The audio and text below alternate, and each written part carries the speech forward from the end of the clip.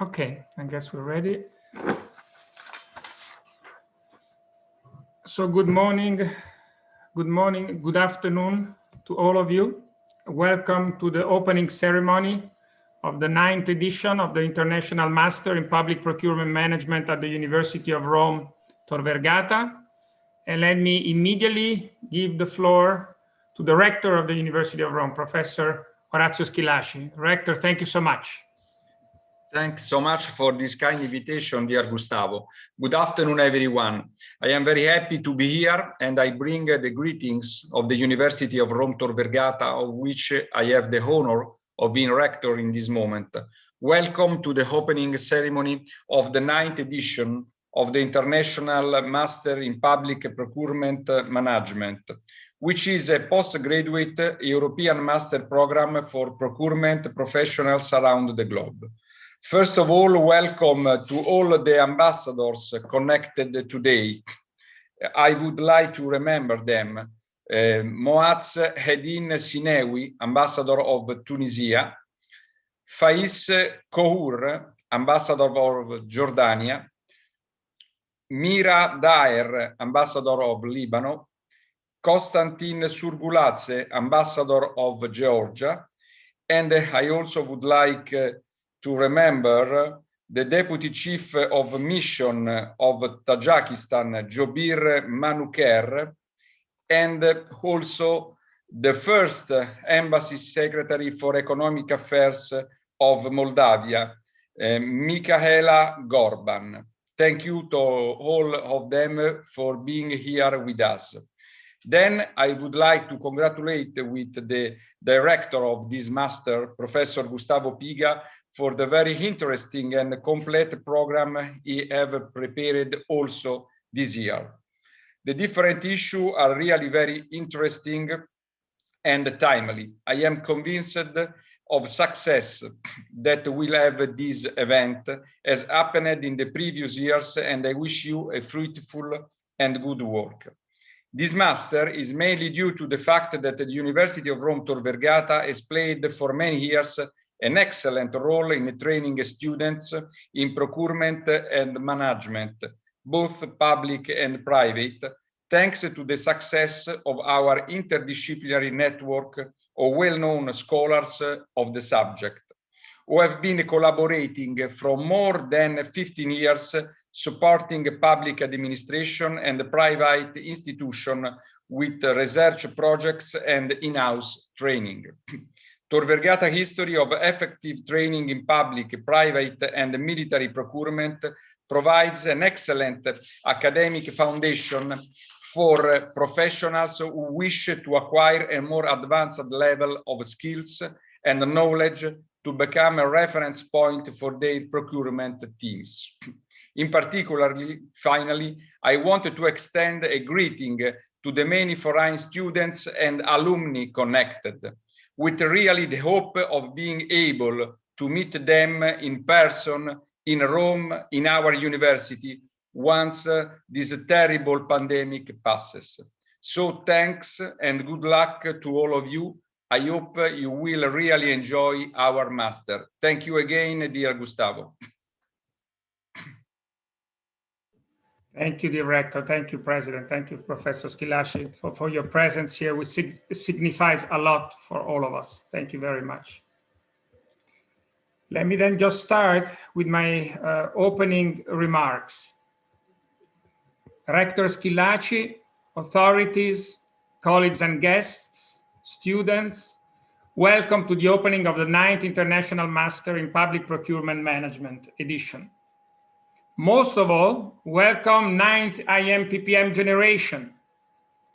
You join this program from all over the world as important ambassadors of your country and of your culture, the greatest gift you could bring to us.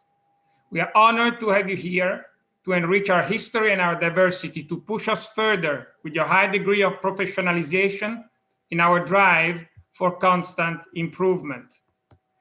This 9th Impm generation is a special day, a day where we welcome those like you who have just arrived, but also a day for remembering those that you join today, the incredibly diverse and every year larger family of those who have walked, studied, laughed, listened, raised her or his hand, asked questions, passed exams, graduated in our traditional and now also virtual rooms for the past 8 years, including those who did it this morning, defending their thesis as their last step as Impm 8th edition students, many of whom I see here today present to pass the torch, to pass the baton to you, symbolically, but today also formally, as we will see during the next hour.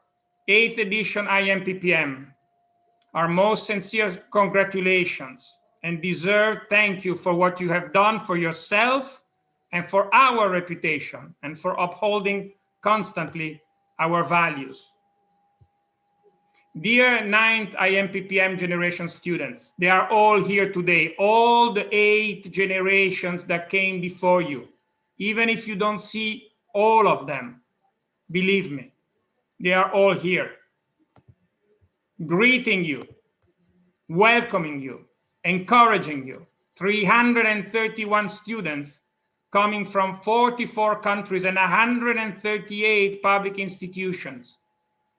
I know this, not just because I see it in the slide, but because we keep in touch with them and they never, never, never leave.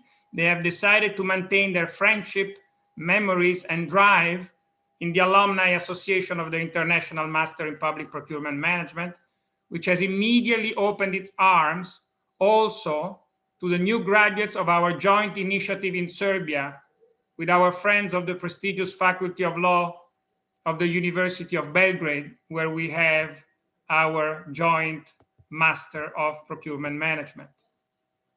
We know, Impm 9th edition, why you are here. We know what you have sacrificed to be here. We know about the families, the friends, the working colleagues you have left behind for this, you are going to leave behind for these more than 4 long months to come. We know of your investment, of your bravery to exit your comfort zone and go back to quote unquote school, as they say. It takes courage and it takes trust in us. We are aware of it and we will work hard to deserve this trust you have put in us. But what we will do for you is just a part of the recognized quality of this program. The history of those 331 students that came before you says clearly that this program will be successful for you if you take it into your own hands, if you make it become your own adventure, which already started last Friday with the first social corner hour at Sergio and Friends.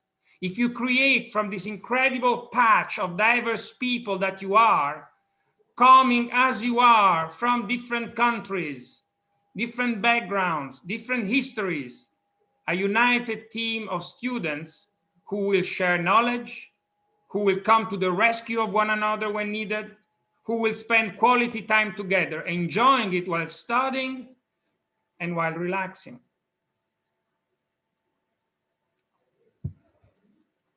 Spend time together, yes, not in Rome though, but on the web, which remind me that yes, indeed, you join us at a peculiar, challenging moment in time for humanity, as the rector said, a moment that seems to be procrastinating its departure, not just for Italy, but for all over the world.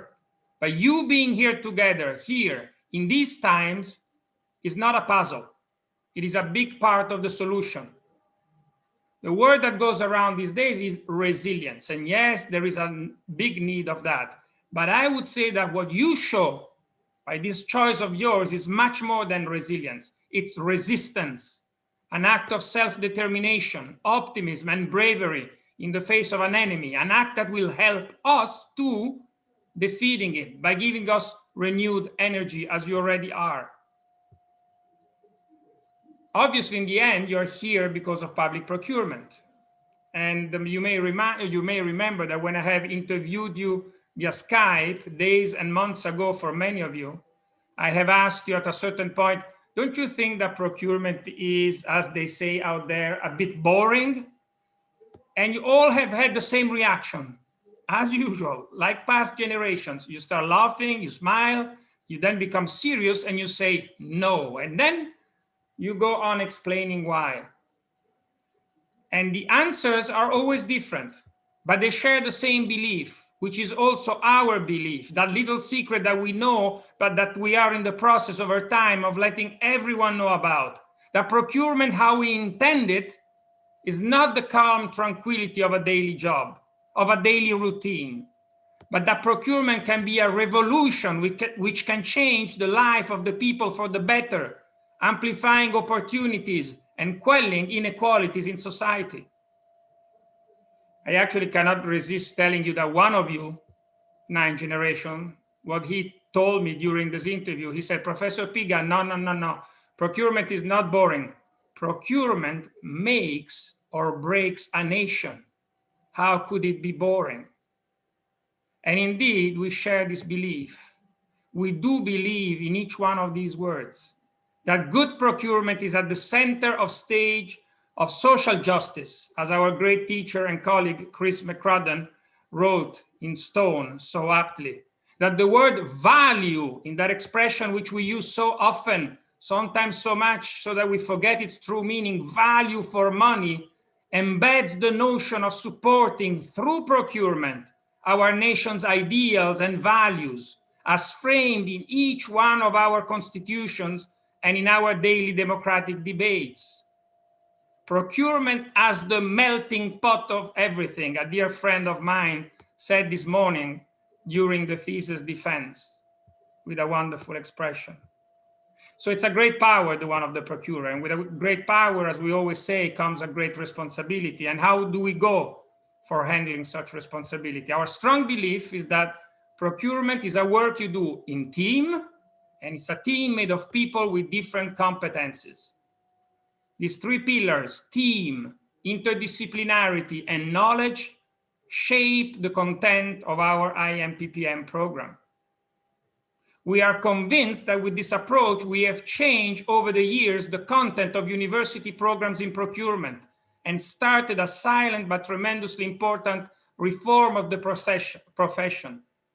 No more simply related to studying procurement law and the following of its rules, but meant to exercise competent discretion, subject to precise, also data-based accountability, and ultimately deserving ample rewards. In the recent words of Stefan Saussure, our prestigious honorable guest speaker today, and Jean Tirole, Nobel Prize for Economics, in a recent article, they say, and I quote, "The greater freedom that will be granted to contracting authorities, notably at the selection stage, but also the contract execution stage, could potentially be beneficial, provided that this freedom is part of a broader move towards greater transparency, effective competition, and the development of specific expertise." There is nothing to add to this. If not to say that the European Commission published some years ago its recommendation on public procurement professionalization, where one can read these revolutionary words, and I'm going to quote again: "Human resources in procurement must have the right qualifications, training, skills, and experience needed for their level of responsibility. This means securing experienced, skilled, and motivated staff, offering the necessary training and continuous professional development, as well as developing a career structure and incentives to make the public procurement function attractive and to motivate public officers to deliver on strategic outcomes." A great passage. Let me state it again. We don't just welcome this approach. We believe that we at University of Rome Tor Vergata and a few other universities all over the world are responsible for this change by having created over time a fantastic lobby, a lobby for change of hundreds of graduated professionals, a change aimed at societal impact. And it's a change that has required, and still does require to begin with, a commitment on the part of various individuals and institutions. It is those I wish now to thank, also Impm 9th edition, on your behalf. My first thanks goes to Professor Orazio Schillaci, Rector of the University of Rome Tor Vergata.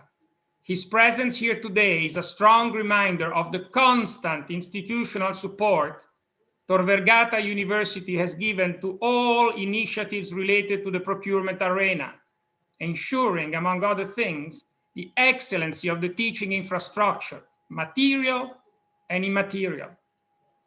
You will spend 9th Impm generation these 4 months virtually within the walls of the Faculty of Economics of the University of Rome Tor Vergata, the one that you see here behind my shoulders.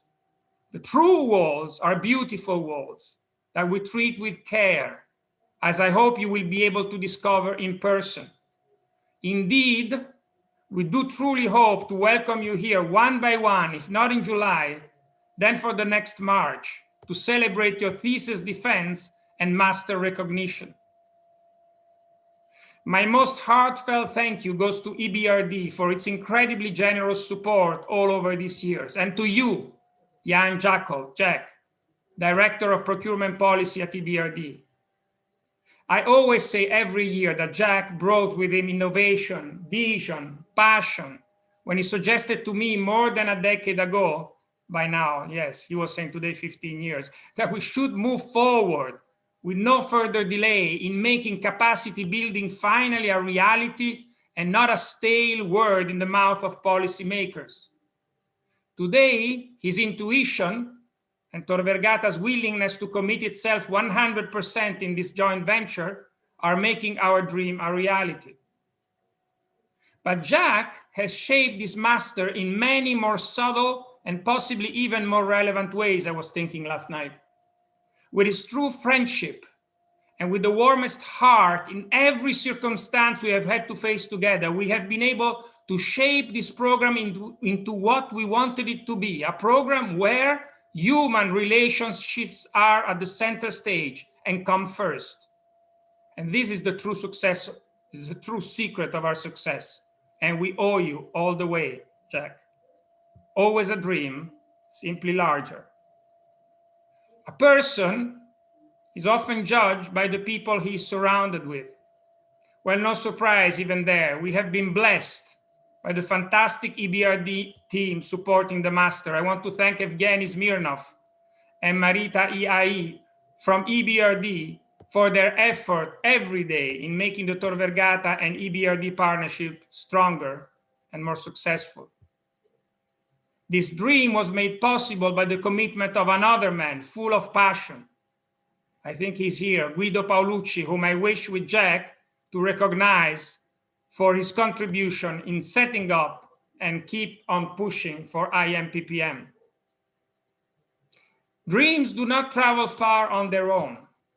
They travel on the shoulders of some giants without whom we would not be able to see further ahead. And these giants have names. They are unmistakably connected with our efforts and successes. Annalisa Castelli and Velko Sikirica, thank you both. Thank you, really. If he's here, and I don't know if he's here because I didn't see him before, I also wish to thank my friend and colleague, Bata, Professor Dobrosav Milovanovic, director of our joint Belgrade program. See, if he's here. I am here. Oh, there you go. So I will leave you, I will stop for a second, Bata, and I know that you have to go, and so I will leave you the floor now for a hello to our crowd. Thank you for being here. Dear Gustavo, thank you so much for your kind words and for cooperation that we have already a half of decade. It's unbelievable that almost 5 years passed. And I would like to wish all students, all professors, successful year, successful new master program in Rome, which showed that it is possible to connect public-private interests to provide what is the most important for all countries that students are coming from. This is knowledge and skills, as you mentioned. And especially EBRD showed something that many donor institutions, many financial institutions, international, could not still completely realize. I can say that because I was coordinating donors at my position in the government.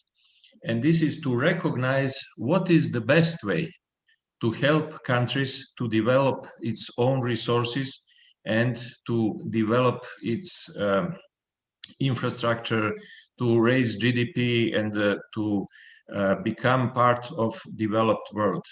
So during this cooperation, I'm really thankful to you, Gustavo, to your colleagues, and to Tor Vergata University, because this cooperation provided for Western Balkan countries the best possible knowledge, the best possible professors and practitioners in this field, which was extremely important, and results are already visible. We have more than 100 students that finished, that defended their master thesis, or they are in the final stage. And we have fourth generation, which is now, as because of situation, presented online. But also this kind of times, hard times, are very good because they can show how we can cooperate in difficult times. And even we had also so many problems, it is obvious that our cooperation is stronger and stronger, and that we will provide variety of other types of cooperation through different projects. And Alumni Club, which already exists and which new generation will become part of, this is the biggest force that will, as you already mentioned, help in changing the way of thinking, raising the awareness of values that are really important. I'm quite sure that in several months we will overcome those problems, and that we will be able to be together in Rome, in Belgrade, and that we will celebrate all those results that you provided at Tor Vergata, and you helped us to provide here. So cheers, and I wish all of participants of this great event the best. I wish, of course, first the health, best health, and good results in next generation. Thank you so much. Bata, thank you so much for these wonderful words, and thank you for your presence here today. So let me briefly continue. This team that I was talking about is obviously strengthened by the great ensemble of teachers of the master that you will get to know Impm 9 every week, alternating in class. Their contribution is fundamental. We will today acknowledge them by listening to Caroline Nicholas, a tremendously renowned international professional in the field of procurement law, who honors us every year by choosing to renew her commitment to the master. Let me also say how delighted and honored we all are that Professor Saucier, distinguished economist, has accepted to address you today in the traditional important moment of the honorary lecture, which will take place in a few moments. On May 28 of 2019, one of those teachers in the classroom was, as customary, our friend Issa Modi Ide, manager of project procurement at the Office of the Vice President Country Programs of the Islamic Development Bank. Since July 29, 2019, he's no more with us. And when the news reached us, that it was a devastating news to all of us who knew him and had the honor and pleasure to be her or his friend. He was a man of vision that wanted to invest and did invest with ISDB scholarships in Impm in capacity building of individuals for the sake of a better world, and that interacted with academia, never scared of learning more or suggesting changes to the way the research world should think about procurement and its appropriate governance. I am honored to say that the University of Rome Tor Vergata, with its Impm program, has decided, starting this year, to entitle one permanent scholarship in memory of Issa Modi for procurers coming from ISDB countries of operations. We hope it will be that small step that will follow on Issa's giant initial visionary step, not to abandon his dream path of effective capacity building. I thank Dr. Amir Ghani Mir from ISDB. He's going to be with us to confer the scholarship to our first recipient of such prestigious entitlement. Jack, do you want to add a word here? Yes, thank you very much.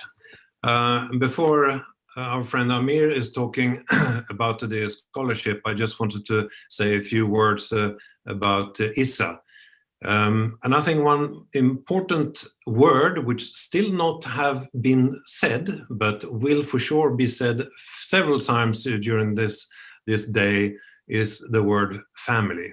Because at the end of the day, you are joining not only a program, but you're joining a family. And in families, we do take care about each other and we care for each other. And I was asked to say just a few words about Issa. I'm not going to be long, but I was thinking, how do I best describe Issa? And I think the best way is actually to show one of which I know was his favorite slides when talking about procurement, which I think says very much about Issa.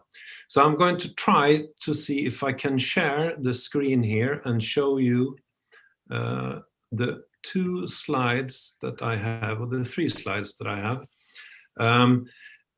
Issa was leading the work on the, let's say, review of the Islamic Development Bank's procurement policy. And he did invite a few of his friends to come to Jeddah. And we were very pleased. My dear friend Gustavo and myself, we were amongst the group who went to Jeddah to discuss the procurement rules. Here we have the handsome Gustavo Piga sitting here, and the less handsome Mr. Jacob sitting here. And during the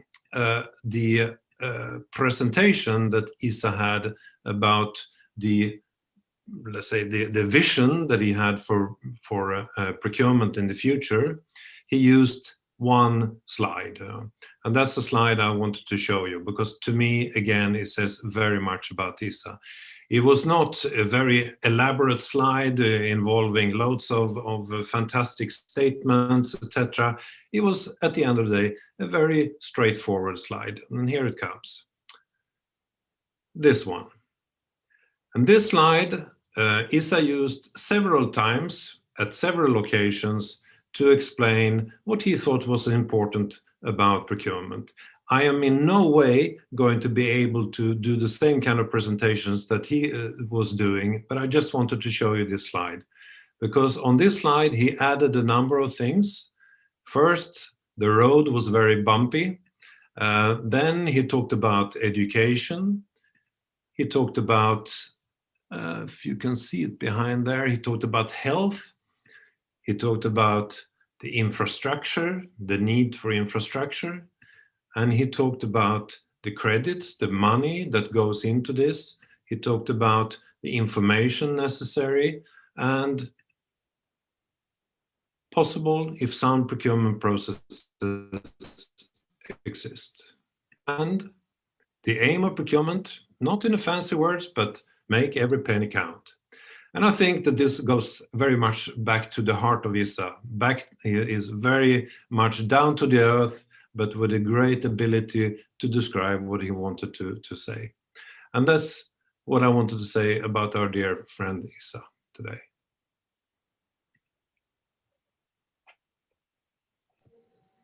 Back to you, Gustavo.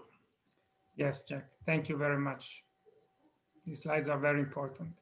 Thank you for finding time to find them. Allow me to continue. As I said, dreams do not travel far on their own. Let me thank our fantastic staff, Maria Cristina Cerri, Simona Rippo, and Antonino Zappula here in Rome, Liliana Maric for the Belgrade edition, these masters would be powerless without their gracious, expert, and solid commitment. And also let me thank your representative, the tutor, Maria Sarorazi, who will, I'm sure, leave the same positive trace that previous tutors have left. A special thanks goes to Professor Andrea Apolloni.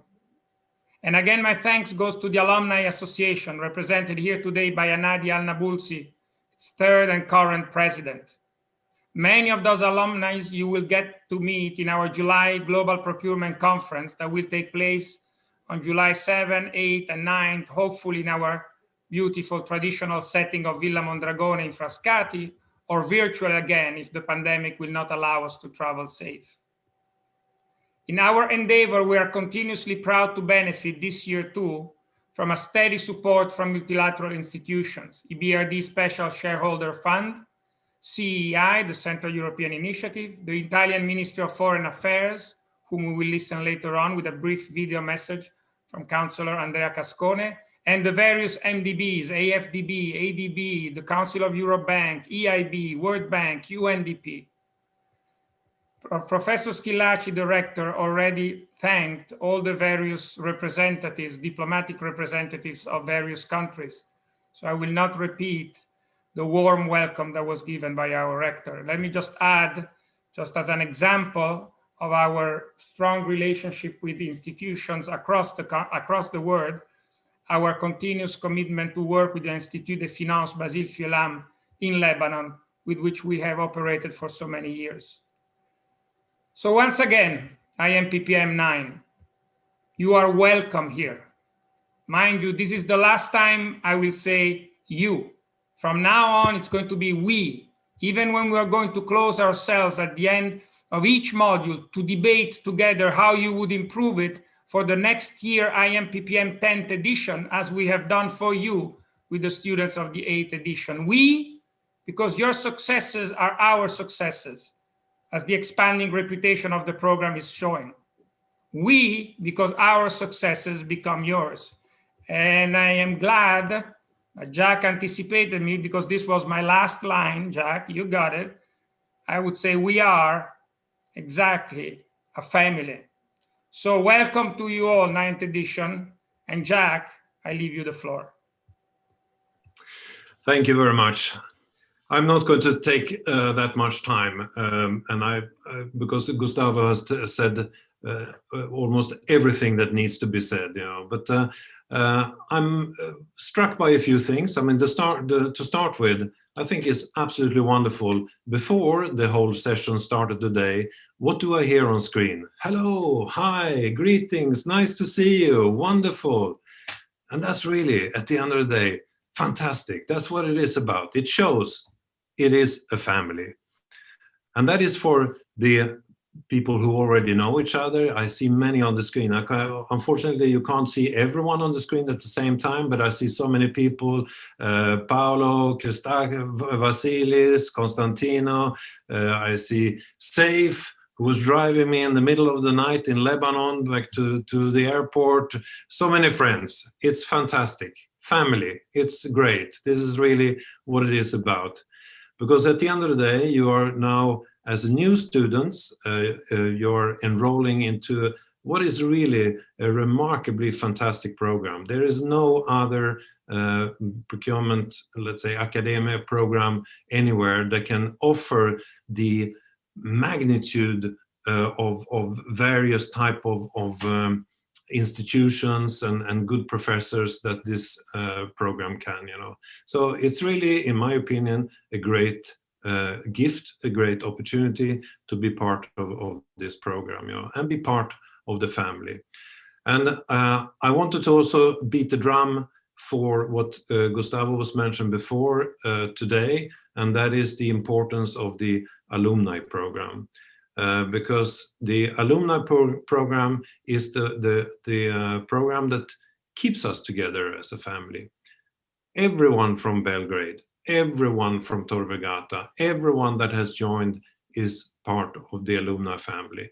And in the alumni family, that's where we actually put to use all the knowledge that we have gained during this program, because that gives us an opportunity to continue to exchange and support and help each other in the professional life that you will have after this. So very, very important. I cannot stress enough how important this alumni program is.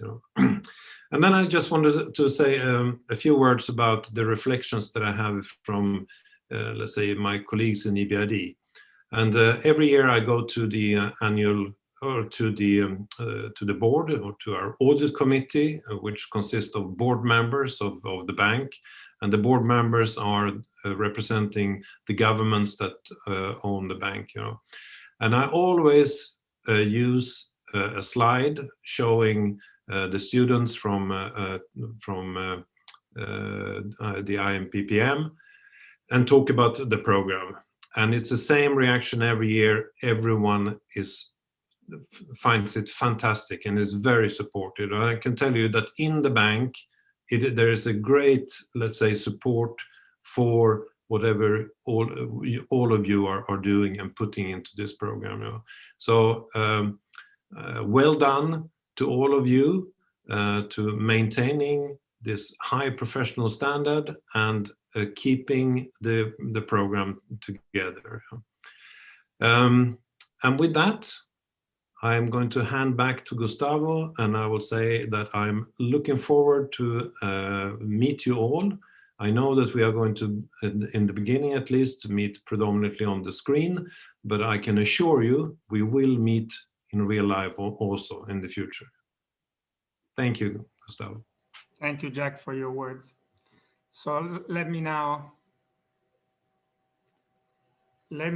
come to the Tor Vergata Scholarship in memory of Issa Ide, and let me leave the floor to Amir Ghani Mir, Manager Project Procurement Division at the Office of the Vice President Country Programs at Islamic Development Bank, for the conferring of the scholarship to our first selected candidate in this first edition from Gambia, Baba Y. Darbo.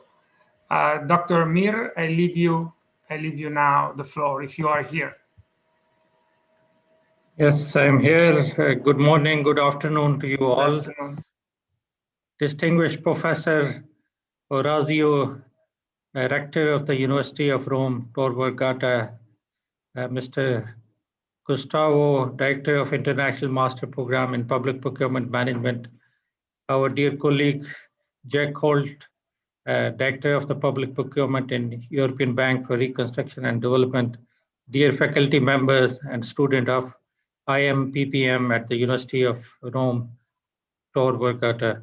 On behalf of the Project Procurement Division of the Islamic Development Bank, it is my great pleasure and honor to welcome the 9th edition of the student for the International Master Program in Public Procurement. This public procurement career has evolved during the past few years. It used to be a traditional, slower to evolve, and the changes was not very persistent. But we have seen during the past 1.5 years how the world has transformed and our life has considerably changed. I think we are globally impacted by the crisis that we have faced, which is of the scale not seen in the history during this past century. So the procurement officers have to transform itself and to be relevant to the rapidly changing, emerging legal, regulatory, as well as the technological challenges that the world is facing today. The globalization has increasing diversity of choices, environmental concern, human and sustainable consideration to the procurement, and looking for the total cost of the ownership are the emerging aspect, and the growing emphasis is on quality, sustainability, and delivering the best value for money for the procurement function that we all have the common interest in. I would also like to take this opportunity to greatly welcome all the students who are joined this program for this year. I think it is an increasingly complex environment for them. Improvement of the procurement function is more valuable than ever before. It is not mere the size which constitute the importance, which is the 15% of the GDP of the most of the developing countries that we deal with. Thus, any efficiency gain in the procurement process can bring a greater value and the better procurement outcome for the beneficiary of the procurement process. In addition to the transparency, fairness, competitiveness, and which lead to the efficiency gain, this procurement function can also help us to achieve the sustainable development goal and also realize the transformation in the industrial and the services sector, what we are observing recently. In this context, University of Rome, Tor Vergata, through its interdisciplinary programs, offer a unique opportunity for the procurement practitioner to upgrade their competencies, skills, and subsequently to bring the direct improvement in terms of the procurement function, not only the people who serve the MDBs, but across the governments and the functions where these people will be providing their services. This master program is especially important considering the transition of the procurement into more strategic function that can influence the organization performance and also have the significant impact on the local and the global economies, especially in the COVID and the post-COVID era, where a lot of investment need to be required to rebuild the economies and the economic life. I'm grateful to the management of Impm program, University of Rome, for recognizing and honoring our dear colleague, Brother Isa Idi today. I would also like to thank you for this good gesture of this university to give a generous offer and provide a scholarship for free in memory of Brother Isa, my predecessor to the procurement function in the Islamic Development Bank. Although he is not with us today, but his good work and the memories will always be with us. He had the passion to improve the public procurement and made substantial contribution within the Islamic Development Bank as well as internationally as part of the Multilateral Development Bank. He has made the friend around the world, including the students of your university and the program. I would also like to extend my heartiest congratulations to our first winner of this scholarship, Mr. Baba Darboi from the Gambia. I am pleased to participate in the opening ceremony being held today to welcome the new students and to reassure them our cooperation and collaboration and sharing our practices and the knowledge and experiences of the MDB with these students so they gain a relevant experience to be marketable and also can serve these international organizations. I would like to offer my continuous support of the Islamic Development Bank for Impm programs of the University of Rome. Islamic Development Bank is serving humanity since 1975. It aims to improve human dignity and the South-South cooperation and looking after the most vulnerable people is at the heart of our development model. We are covering 57 member countries across the 4 continents and also serving the communities in our non-member countries. We are supporting in terms of the achievement of the development and sustainable development goal across the world. We therefore seek this opportunity to employ the best and most talented individual to our workforce, and the students of these programs are the most relevant candidates to be joining our member countries, but most likely also the multilateral development banks as their prospective employer and try to make the contribution. We are also beneficiary of the program already. We have some of your graduates who joined us as part of the staff of the procurement function of the bank. And we look forward to get more candidates and we'll continue to offer this opportunity to your program. I would also like to be wishing all the students a very productive year in the master program, despite the challenging environment that we all are facing due to COVID-19, and their virtual participation will not limit their genuine ability and interest to learn more and to excel in the field of public procurement. Despite these challenges, I would like to extend my best wishes to all of you for your success and achieving the most successful outcome of this program. I conclude by thanking the management of the Impm program, University of Rome, Tor Vergata, and also on behalf of the faculty and the students, wish them all the best. and wish them good health and success. Despite all these challenges, we are sure that the commitment of these people will help us to make this program more successful in the coming year. So with this, I conclude my remark and I hand you back the floor. Once again, congratulations to all the students of this program and all the best to them. Thank you so much, Dr. Mir. Let me just check if Baba Waidarbo. Baba, are you here?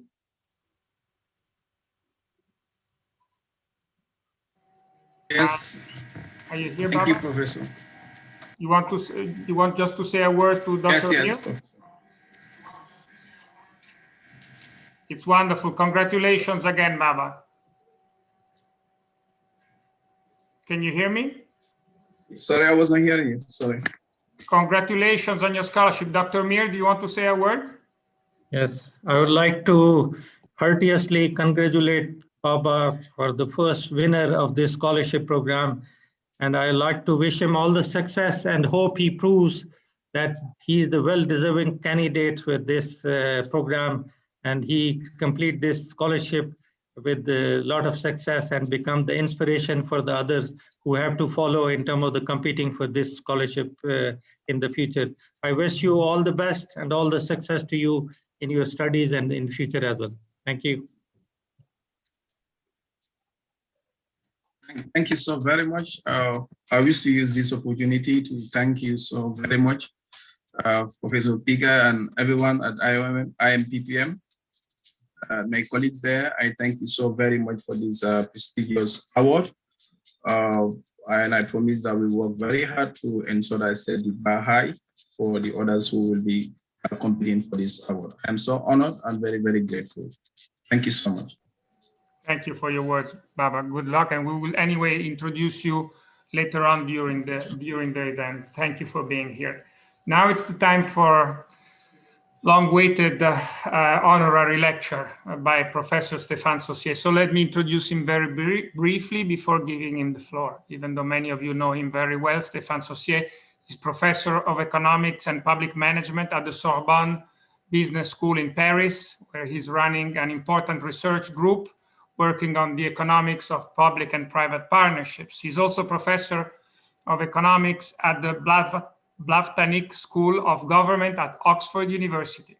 He's regularly involved in reports for international institutions such as the OECD and the European Parliament. One of his reports has been for the French Council of Economic Analysis on how to improve public procurement, and it was co-authored with the Nobel Prize in Economics, Professor Jean Tirole, with whom, as I was telling you before, Stefan Saucier often writes together. He's also, I might add, usually a teacher in the Impm program, and he honors us today with his presence. Stefan, I'm going to leave you immediately the floor. Thank you so much for being with us today for your opening lecture, Public Procurement, an Economist Perspective. The floor is yours, Stefan.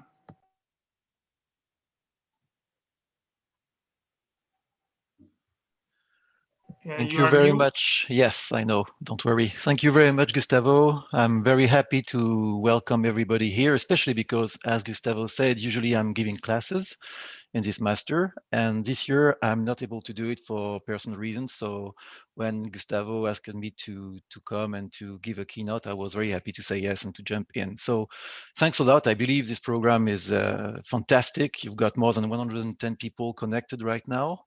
With Zoom, but probably more if you include the YouTube live session right now.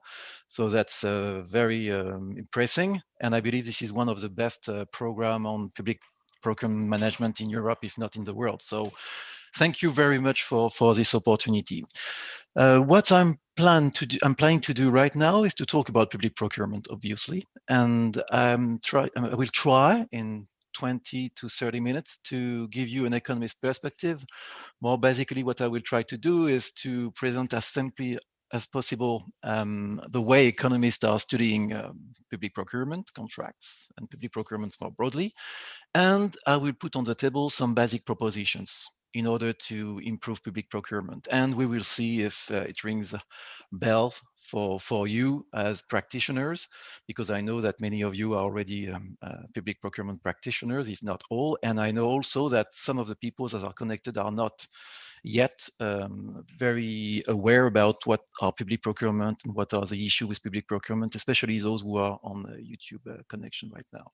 So let me maybe start by giving you a broad definition of what we are talking about when we are talking about public procurement. We are talking about the process by which a government agency purchases goods, services, and infrastructures, usually from the private sector, but not always, in order to provide public services. So what I would like you to keep in mind, of course, is that you've got different public entities that are involved in public procurement. So you can think about at the national level, the states, cities, hospitals, universities. So you've got central government and you've got regional entities, let's say. And this is very important because one issue will be the capabilities of those different entities to sign some contracts and to think about efficient public procurement. You've got different suppliers, public, private, semi-private companies, sometimes associations, I don't know. This is not a full list here. And you've got different contractual arrangements that are possible that might think about concession contracts, availability-based contracts, PFIs, PPPs, public-private partnerships, traditional public procurement contracts. I will not go too much into the details.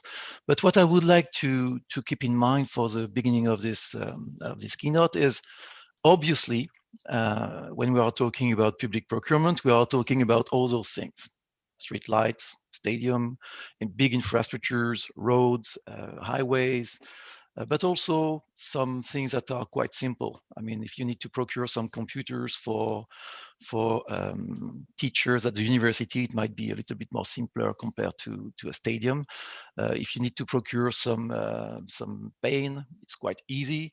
If you need to think about how to contract with an association or with a private company in order to welcome refugee and to find job for them, it might be more complex. Okay, so you've got some, let's say, some services, goods that are quite easy to deal with, and some other services, goods, and infrastructures that are more complex. So basically, as economists, the first problem we were interested in when we were talking about public procurement is asymmetric information. And you've got plenty of work focusing on this, especially the work from Jean-Jacques Lafont and Jean Tirole, The Incentive Theory. You've got this beautiful book by Lafont and Tirole, 1993. Basically, the first problem you've got as a public procurer is, okay, you need to contract with a private company, a public company, I don't know. You need to contract with somebody to deliver goods, services, infrastructures. And basically, you know that the supplier that you will select knows better some important part of the deal compared to you. And basically, the supplier knows better its production cost. So you would like to select the best supplier. You would like to use the money as best, the public money, the best way possible. You want to have the maximum value for money. And at the same time, if you've got several suppliers that are available, you don't know which one to select. So this is basically an asymmetric information issue. You've got some what we call adverse selection issue here. I don't want to go too much into the details. But what the theory suggests is that it's not a big deal. You need to think about how to design the contract, how to design the auction procedure in which you will select the supplier.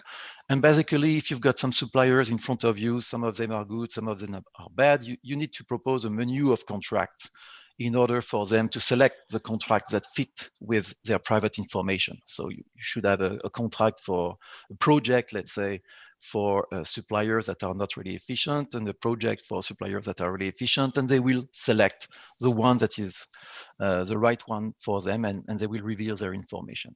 So basically, we don't see that in the real world. This is a little bit theoretical, right? What we see in the real world, and it fits also with the theory, is that we use auctions. So we don't know which supplier is the best. So in order to select the best supplier, we organize auction, and we select the supplier depending basically on the price he is giving to you in exchange of goods, services, or infrastructure. So this is the auction fixed price solution. It might work for standardized goods. It might work for paint, computers, basic goods. But you understand, and you know that very well as public procurers, that your job is more difficult than this. This is not the only, the big problem you've got. It is more difficult to implement for custom-made goods, for very complex infrastructures, or for goods or services that are specifically framed for you, for your needs. So what we believe in as economists is that asymmetric information is only one part of the problem. Another part of the problem is the fact that contracts are incomplete. So the procurement problem involves more challenges than just revealing a supplier's cost function. This is not your main problem. Your main problem is that you know that even if you are putting a lot of efforts in how you will craft the contract, you know that the contract will be incomplete. You know that it will be difficult for you to specify quality precisely.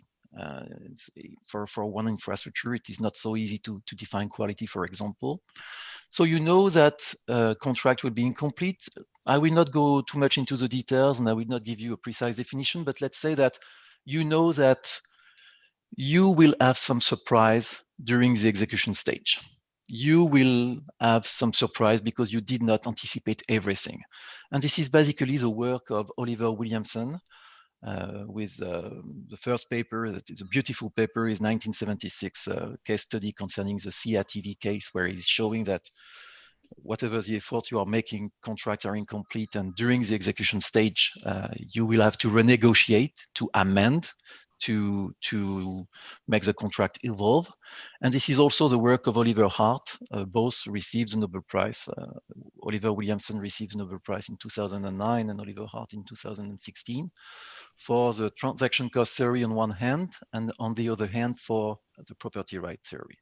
So contracts are incomplete. So you know that even if you organize an auction, you know that the contract, you will miss some part of the transaction.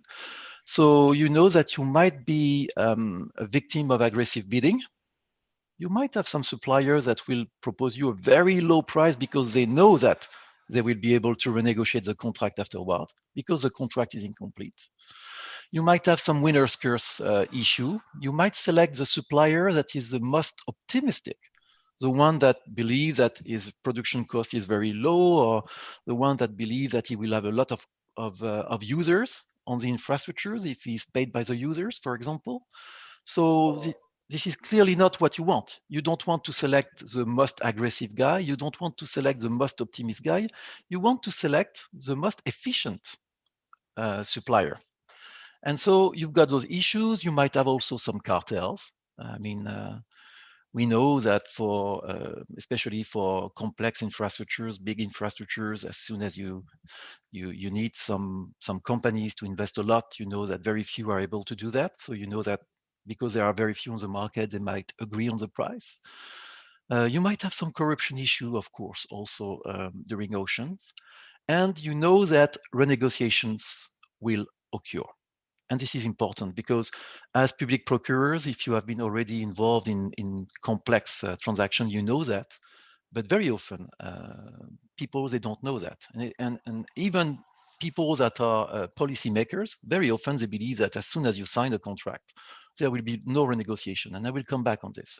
We know for sure that as soon as a contract is complex, as soon as you are contracting for complex infrastructures, complex services, contract will be renegotiated, amended, rewritten, basically.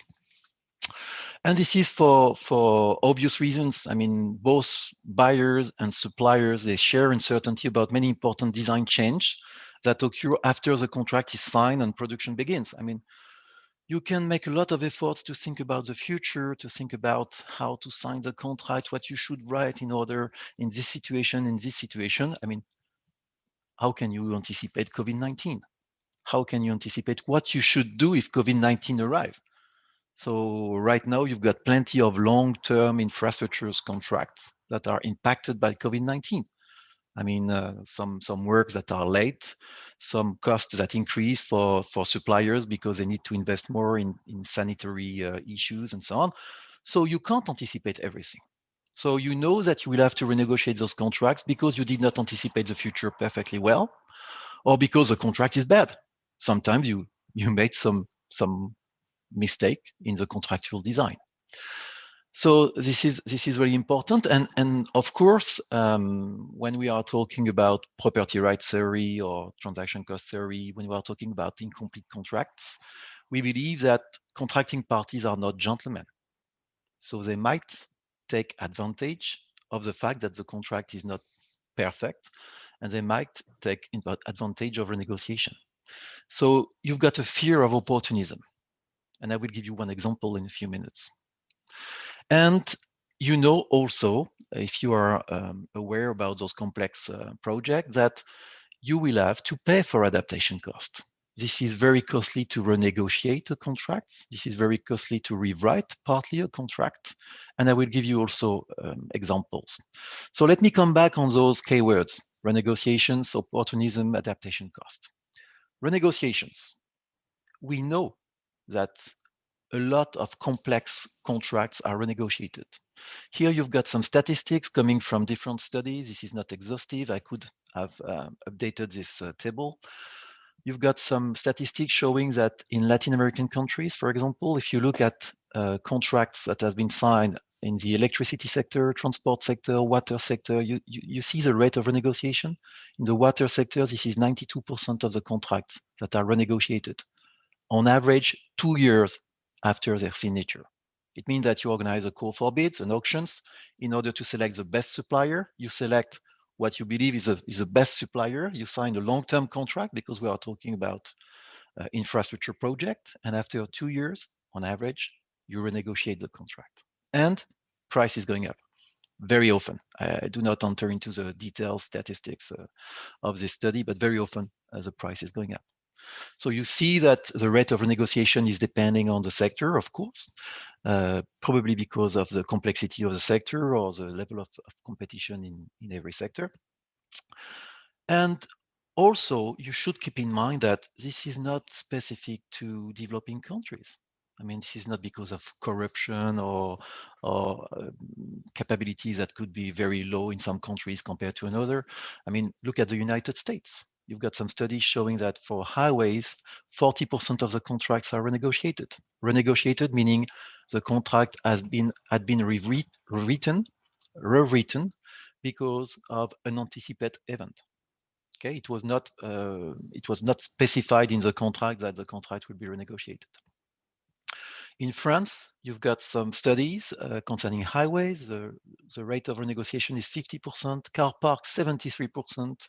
In the UK, you've got a report from the National Audit Office that stated that 55% of the contracts are renegotiated. So you see that this is the first thing. Be aware that as soon as you contract for complex things, probably you will have to renegotiate. So probably your job do not stop at the end of the auction once you selected a supplier. You will have to follow the contract and to be prepared to renegotiate and to make those contracts evolve through time. Opportunism. I told you that as soon as contracts are incomplete, you should fear about opportunism. Even if you select a supplier that is with a very good reputation, that is very trusty, you know this guy for a long time and so on, you should keep in mind that sometime he might behave opportunistically. And we've got plenty of examples. So I just selected one that is published in one article I wrote with Elisabetta Iosa that will give the class this year. Instead of me, so you are very lucky. Just one example: the city of Paris signed a contract with a private company, JC Decaux, very famous. The company really care about his reputation. In order for the private company to develop a bike sharing system, the Vélib, so bike everywhere in Paris. This is not a very, very complex contract. I mean, this is a 10 years long contract. I'm not talking about a highway. I'm not talking about an airport or something like this. Okay, this is a 10 years long contract. Of course, the city of Paris want to be able to control the private company, the performances. So the city of Paris think about what are the KPIs, the performance indicators, and they decided to put one KPI that is very interesting. There should be, for every user, the ability to take a bike in every bike stations in less than 3 minutes. So we've got bike stations all over Paris, 1,400 bike stations all over Paris. You've got some bike stations that are at the top of the hills and some others that are down the hill. Of course, every morning, everybody is taking a bike to go down, but nobody wants to go back during the day. So there is this KPI that is very interesting. That is, in less than 3 minutes, everybody should find a bike in every bike station. Interesting. Well, after a few controls made by the city just discovered that the private company, in order to meet this objective, this KPI, just let one broken bike in every station. In less than 3 minutes, everybody find a bike, but the bike is broken. This is not exactly the spirit of the contract. And this is an example of opportunistic behavior. And this is written in a French report made by the Cour des Comptes, that is one of the highest administrative administration in France. So there is no doubt about this. So you've got some opportunistic behaviors that might take place in such incomplete contracts. And private companies might take advantage of incomplete contracting. Adaptation cost. As soon as you renegotiate, in order to renegotiate the contract, you need to convince your partner to renegotiate the contracts. You can't oblige your partner to change the level of quality or to meet new regulatory constraint or to react to COVID-19 like this. I mean, you need to negotiate. It takes time and so on. You've got a lot of reports that pointed out that those adaptation costs might be a lot of money, might be very important. You've got only one study, from what I know, to my knowledge, that tried to measure precisely what is the size of those adaptation costs. And this study has been written by Bajari, Houghton, and Tedalist, 2012. And what they find out looking at highway construction contracts in the US, they look at more than 800 contracts. And what they find out is that adaptation costs range from 16 cents to $2 for every ex post dollar of change. So as soon as you change the value of the contract by $1, it might cost you $2, depending on how your supplier is cooperative or not. Agree quite easily to change what he's doing or not. And adaptation costs represent between 8 to 15% of the winning bid. So you organize a call for bid, you start the contract, you believe you know how the public money will be used, you believe you know exactly how much it will cost you to deliver services, goods, infrastructures to citizens, to users. And at the end, you've got unexpected events, you've got renegotiations, you've got adaptation costs, and those adaptation costs might represent 15% of the winning bid. Even more, maybe. I mean, this is just average here. So you see that you should keep that in mind. And at the same time, you should keep in mind that renegotiations might be your friend, because very often you need to renegotiate. This is a good thing to renegotiate. When you've got an unanticipated event, COVID-19, you need to renegotiate to make the contract evolve, to make the contract adapt, to make the contract still efficient. So renegotiation, you've got a bad part and a good part. The bad part is that contracts are incomplete and your supplier might oblige you to renegotiate because they are opportunistic. They might take advantage of the fact that the contract is not perfect. And the good part of renegotiation is that it's a way for the contract to live and to adapt to the environment and to stay efficient during the whole time of the contracting relationship. So you've got this study I wrote with Jean Beuve, where we look at renegotiation and contract renewals. We look at more than 200 contracts that has been signed between French cities and one private car parks company. And we find out that contracts without any renegotiation are less likely to be renewed because cities are not happy. They wanted to renegotiate the contract. They were unable to renegotiate the contract. They were unable to adapt the contract. So at the end, they decided not to renew the supplier. Contracts with too frequent renegotiation are less likely to be renewed. Cities that are obliged to renegotiate every 2 weeks or every month with a supplier are not very happy too. So there is an optimal level of renegotiation, and contracts with renegotiation only on prices are less likely to be renewed also, because cities, in order to find out a win-win renegotiation process, are very happy to renegotiate on prices and contract perimeter, or prices and quality, or prices and another dimension of the contract and duration, for example.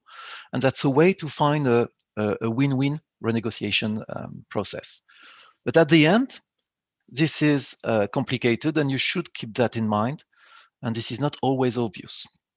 So the problem is that basically there is a tension between providing incentives to lower cost. So I would like to select a supplier based on a fixed price. He promised me, and I want him to respect his promise. So I want this to be I want to provide an incentive contract, basically. But at the same time, I want to avoid costly and wasteful renegotiations that accompany adaptation. So I would like to sign, on the one hand, a fixed price contract, and on the other hand, a cost plus contract, basically. And the basic propositions we can make as economists when we take into account all this is that complex projects should result in less design completeness, lighter contracts, and they are more likely to be renegotiated and are better procured with cost plus incentives. I prefer to select a supplier with a light contract, and when I need to renegotiate, I prefer a cost plus margin contracts, where I say to the supplier, don't worry, I will refund you with your cost.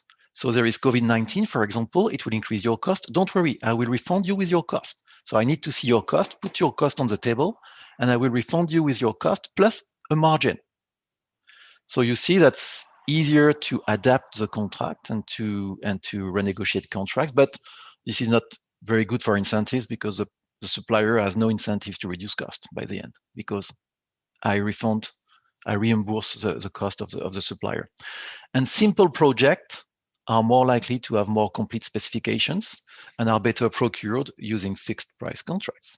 So if I need only pen or computers, basic computers for university and so on, this is not a very complex project. I can organize an auction, fixed price, and I know that probably I will not have to renegotiate, especially because we are talking about short-term contracts, not a very long-term contracts here.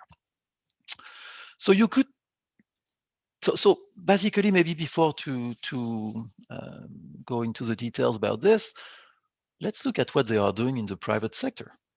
You know, public contracts, you've got all those articles that are saying public contracts are usually inefficient, rigid. You've got corruption. Public procurers are not so good at crafting contracts and so on. So let's look at what they are doing in the private. Private companies are supposed to maximize profit and to be efficient and so on. If you look at private contracts, the private sectors relies more heavily on negotiated cost plus contracts, especially for custom-made goods. And this is again a paper that has been written by Bajari, Macmillan, and Tedelis in 2009. They look at private contracts, so private contracts only, and they find out that 46% of private sector non-residential building construction projects in Northern California were procured using negotiations, cost plus contracts and negotiation, and only 18% using open auctions. So why don't we observe this for public procurement? And this is a basic question I would like to ask, and I will give you my answer.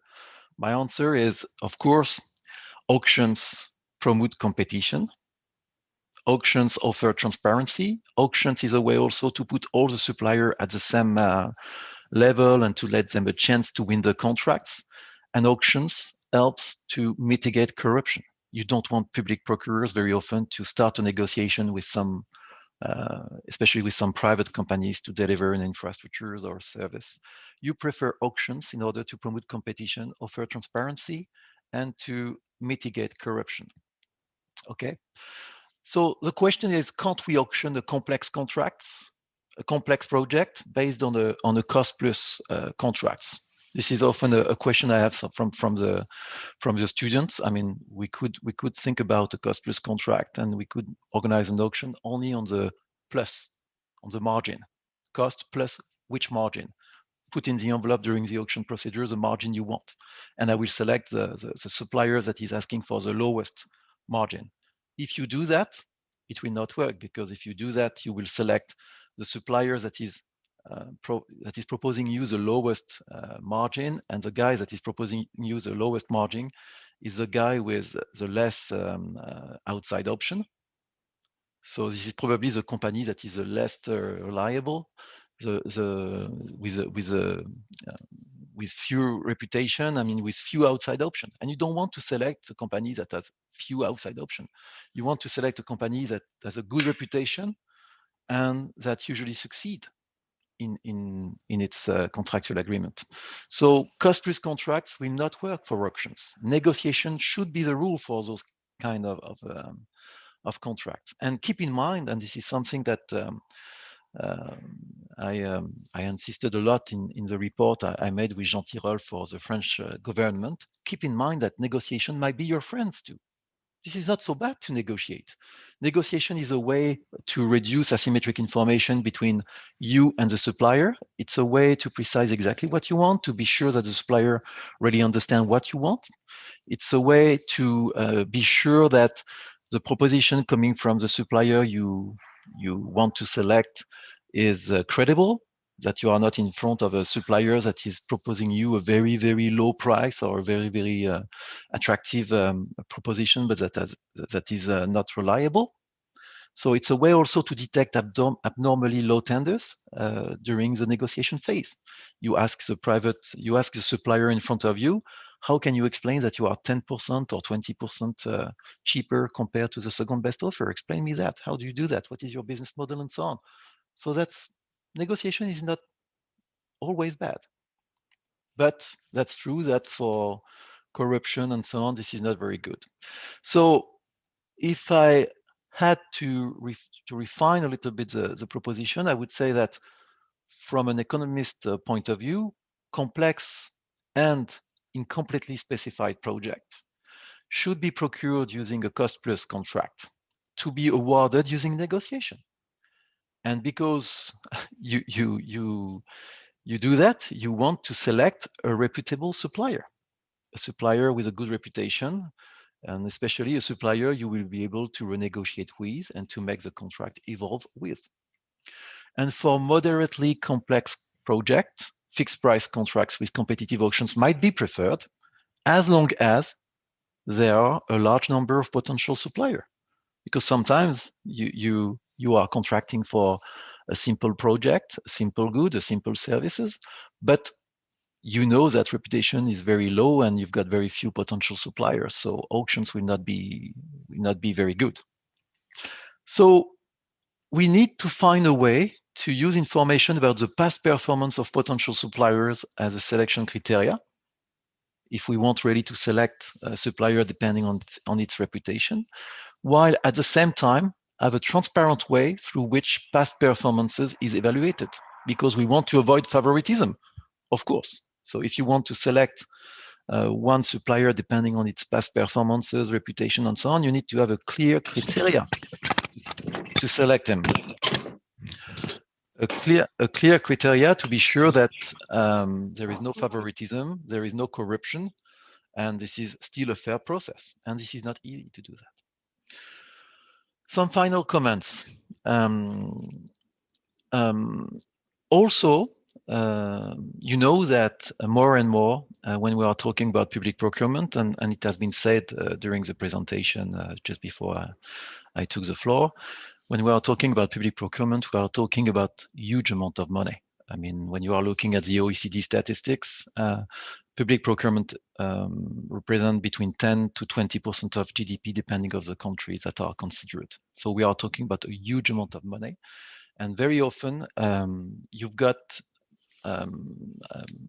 some objectives that are added to public procurement objectives. So basically, until now, I was talking about how to procure something efficiently, best quality, lowest price, to use the public money as well as possible. But you know, and this is true at the European level when you are looking at the new European directives, but this is true, I believe, more broadly, not only in Europe, that we are assigning more policy objectives also to public procurement. So we ask public procurers to look for the best price, the best quality, but also to follow some social objectives, environmental objectives, innovation objectives that are difficult to define and to control during the execution stage of the contract. So basically, all those new public policy objectives that are very interesting and very important, I agree with that, increase the complexity of those contracts. So it means that we are pushing for more and more incomplete contracts, probably with renegotiations and adaptation cost.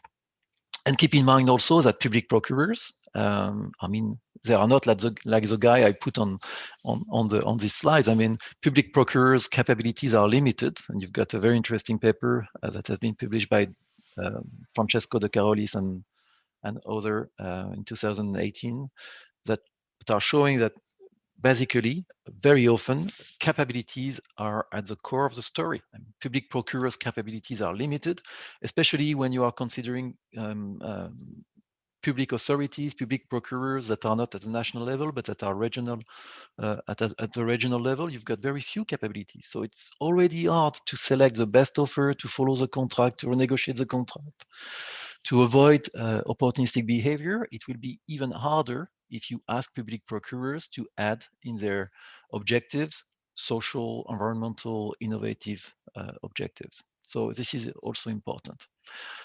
Still in my final comments, you've got some exciting outcome-based innovative contracts that I believe are really interesting to look at.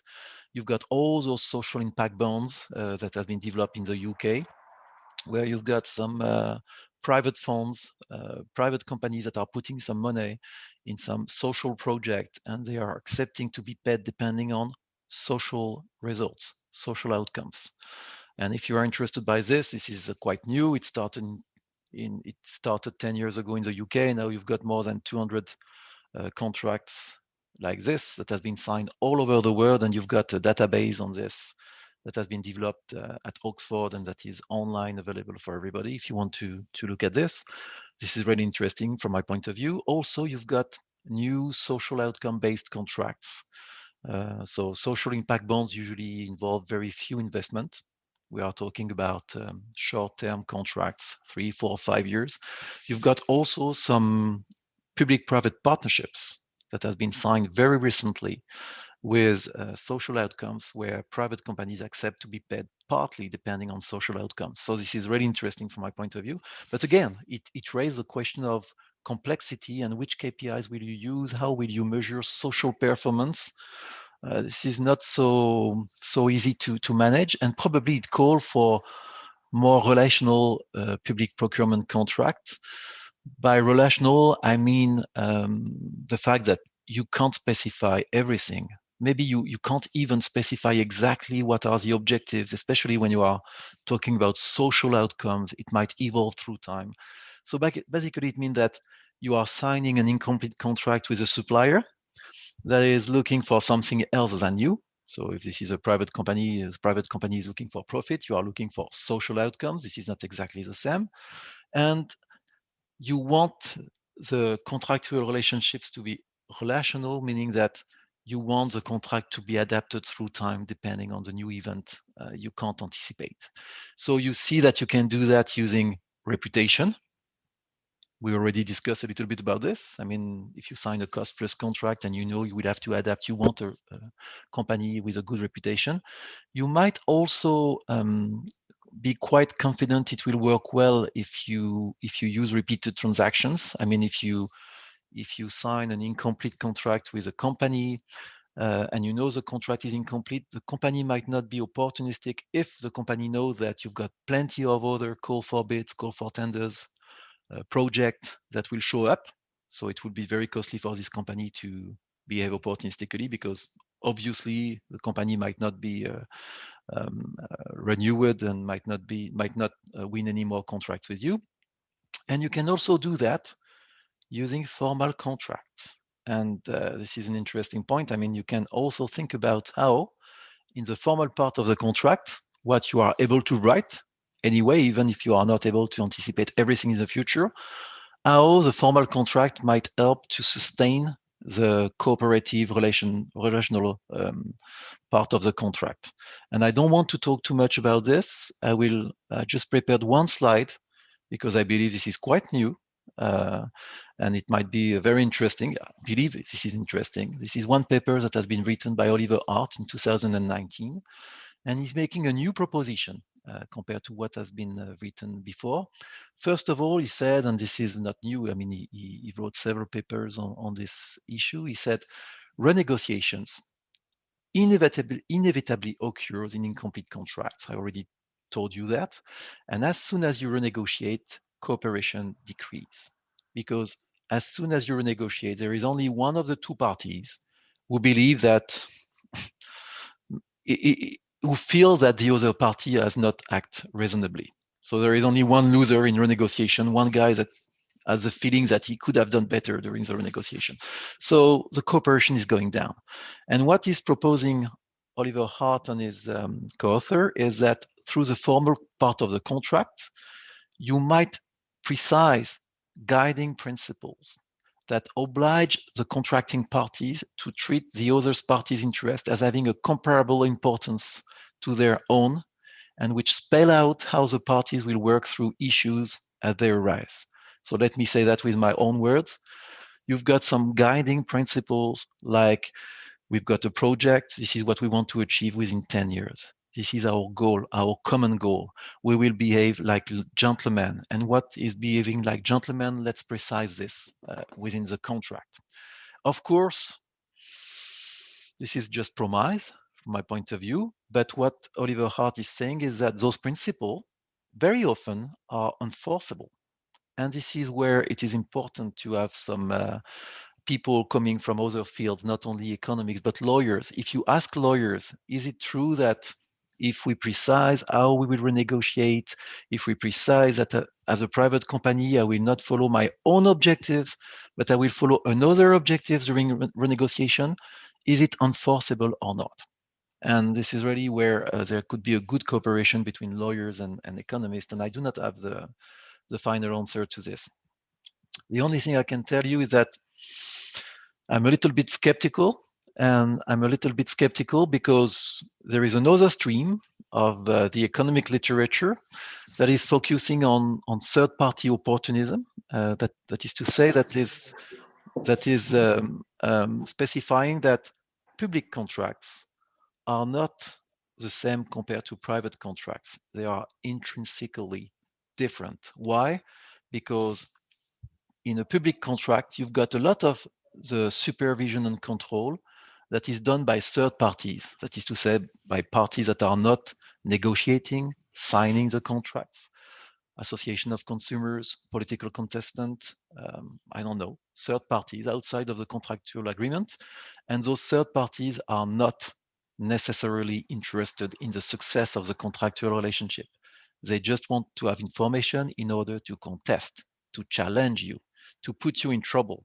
So it means that as a public procurers, you will be very reluctant to sign an incomplete light contract where you specify that there will be a relational part and you will adapt through renegotiation during the execution stage of the contract.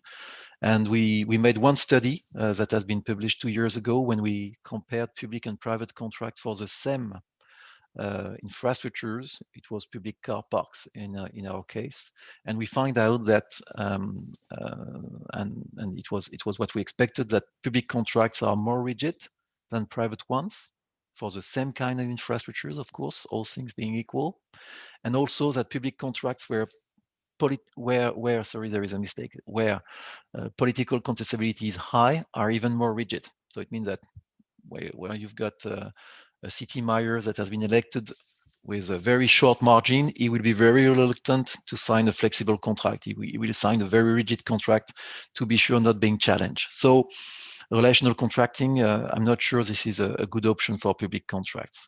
So to conclude, and this is my last slides, I believe, and this is a quote from Stephen Tadley's paper, that an important issue is whether it is possible to construct a mechanism that minimizes the ex post cost of making changes and the potential for corruption. So we know that those contracts are incomplete. We know that we will have to renegotiate them. And at the same time, we want to be protected against corruption and being challenged from third parties.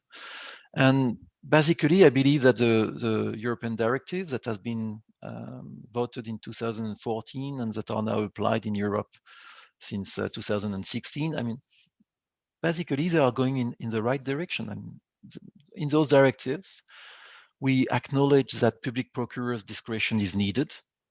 So at the selection stage, the public procurers might decide about many criteria. At the execution stage, the public procurers might renegotiate a lot those contracts. This is true for traditional public procurement contracts. This is true also for concession contracts, for every directives here. But in exchange of this discretion, the directives are asking for more transparency in order to increase the accountability of those public procurers, especially concerning renegotiations. And now renegotiation, as soon as they are important, are published online in order for citizens and everybody to control for what's going on during the execution stage of those contracts. And this is quite new. So that's it for my keynote today. I believe, as I told you, that those directives that you will probably study during your classes are going in the right direction, but this is only a first step. And probably Gustavo will share those slides. So I prepared just one last slide with all the references for you, if you want to prepare the class of Elisabetta Llosa. Thank you so much, Professor Saucier. Thank you so much, Stefan. Very, very interesting lecture. I know you have to leave at 4. There is only one question by Bechara. Can I just give it to you because it's connected with one thing that I had in mind. Can I read it to you? Go on. Bechara says, how can one ensure that negotiation is not used as a form of corruption, especially when the Public Procurement Administration is not involved in any part after the contract is signed and winner selected? To which I might add, Stefan, how much of this is country and how much of what we've heard, especially the last slides, how much of all this is country independent, development independent, or it is connected with it must be related to the situation of the single country and the development of its institutions? So concerning the question coming from the floor, how can we be sure that negotiation is not associated with corruption? This is a fair question. This is a fair question for developing countries, but also for developed countries. I believe this is not specific to developing countries. When we wrote this report with Jean Tirole to the French government, we asked for public procurers to make a report explaining what has been negotiated and how they manage the negotiation, knowing that usually you negotiate with 2 or 3 suppliers at the same time, not only one. So you organize a call for bids, you select the 2 or 3 best offers, and then you start a negotiation with the 2 or 3 supplier, and you negotiate quality, price, you can negotiate what you want. And until now, I believe that economists see more transparency as a way to avoid corruption. And this is one way to avoid corruption. But of course, and I have no time to discuss this, the more transparent you are, the more also you might facilitate cartels between between companies. So you want to share information, you want to put online information, you want to be transparent, but at the same time, not too much in order to avoid company to cooperate instead of playing the game of competition. And of course, Gustavo, you're right. I mean, probably what I told you during this keynote is to be adapted depending on the country context. I mean, you've got some countries where corruption is really a big issue, or even the main issue in public procurement. And though in this case, maybe you need to sacrifice the adaptation cost, and you need to go through call for bids, auctions, and you've got a beautiful paper that has been written on this by a Vietnamese economist, Tran, where he's got information, private information, completely confidential information about one company that bribes administrative public procurers. And he find out that basically the company bribes less when you've got transparent auctions compared to negotiation, of course.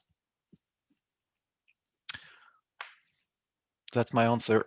Thank you so much. I think we have to let you go, right? Yeah, sorry, I need Thank to you. leave. So this was a wonderful, you would hear a big round of applause if you were in our room in Rome, as you know, and we hope to see you very, very soon back with us here in Rome. Thank you, Stefan. On behalf of everybody. My pleasure. Bye-bye. Ciao, bye-bye. Thank you. So let us proceed now with the second part of the event. And this is the presentation of the 9th generation Impm students. I'm going to call upon each one of them. They have approximately 1 minute to say who they are, where they come from, and maybe very quickly their expectation about this master. So I will try to go in something that looks like an alphabetical order. So, and forgive obviously as usual for my mistakes in reading their names. I will try to read them properly as usual. Put your camera on, and Murad Abu Karaki from Jordan. Hello, everybody. I am Murad Abu Karaki from Jordan. I work at Jordan News Agency Petra. I started my work there in 2016. I have involved in the procurement since my first year. I have read too many rules and the regulation about procurement. I hope in this, I am now the director of the engineering department. I hope from this master to have a good knowledge and experience in procurement, so I can invest it in my work there. Thank you so much, Murad. Welcome to Impm. We're delighted to have you. Thank you, Professor. Aize Abugnem, again from Jordan. Aize, are you here? Yes, I'm here. Can you hear me? Yes. Yes. Hello again. Well, first, I'd like to say hello to everybody here. And I am Aysar Abugnem, as Mr. Professor Pega said, from Jordan. I work in government procurement department, which relates to the Ministry of Finance. I graduated in 1997 with a BA, Bachelor of Arts, majoring in English language and literature. I worked as a teacher for 10 years, but then I shifted all the way to the procurement field, working in the Ministry of Finance as a procurement officer, purchasing officer for 8 years. Then I moved to another section, which is the internal auditory unit, working as a technical auditor, which I feel much more confident that I really have been moved to a better, let's say, position. I look to this program, which is the Impm, as a very great chance, a very great opportunity for me to develop, to improve in my position in the coming years, hopefully. And finally, I again say it will be a very great opportunity to know all these people from different countries and all these professors, great professors. I hope to achieve my wishes, my goals, my ambitions with you together, hand in hand.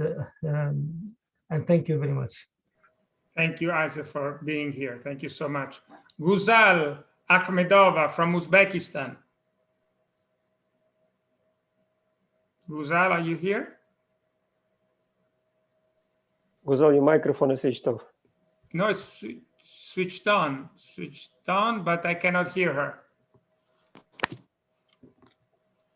Maybe this will be better. Do you hear me? Yes, perfect. Hello, Guzal. So I would like to say everybody hello. Nice to meet you again, to all, and visit you all. My name is Ahmedova Guzal. I'm working in the Department of Ministry of Investment in Uzbekistan in Tashkent City. So I have experience for the public procurement nearly 10 years, and I hope this is master procurement will give me high levels of knowledge, and I hope I will be introduce more details, information about e-procurement, because in our republic we are going, we are finding progress for the e-procurement, and I think I can get some information for my state colleagues too, when we will go to e-procurement in our state. Guzal, welcome to Impm 9. Thank you so much for being here. Welcome. Thank you. Thank you. Also in the Impm program, but not here today, she will join us in just a few days, Noor Al-Abd Alat, also from Jordan. And we welcome her very much, and we can't wait to have her in the class back with us. And now I introduce Nehal Al-Marat, again from Jordan. Nehal, are you here? Yes, I'm here. Go ahead. Welcome to Impm. Thank you, Professor. I would like to say hi to all my colleagues, and I am Nihal Samarat. I work in Government Procurement Department as a head of the project development.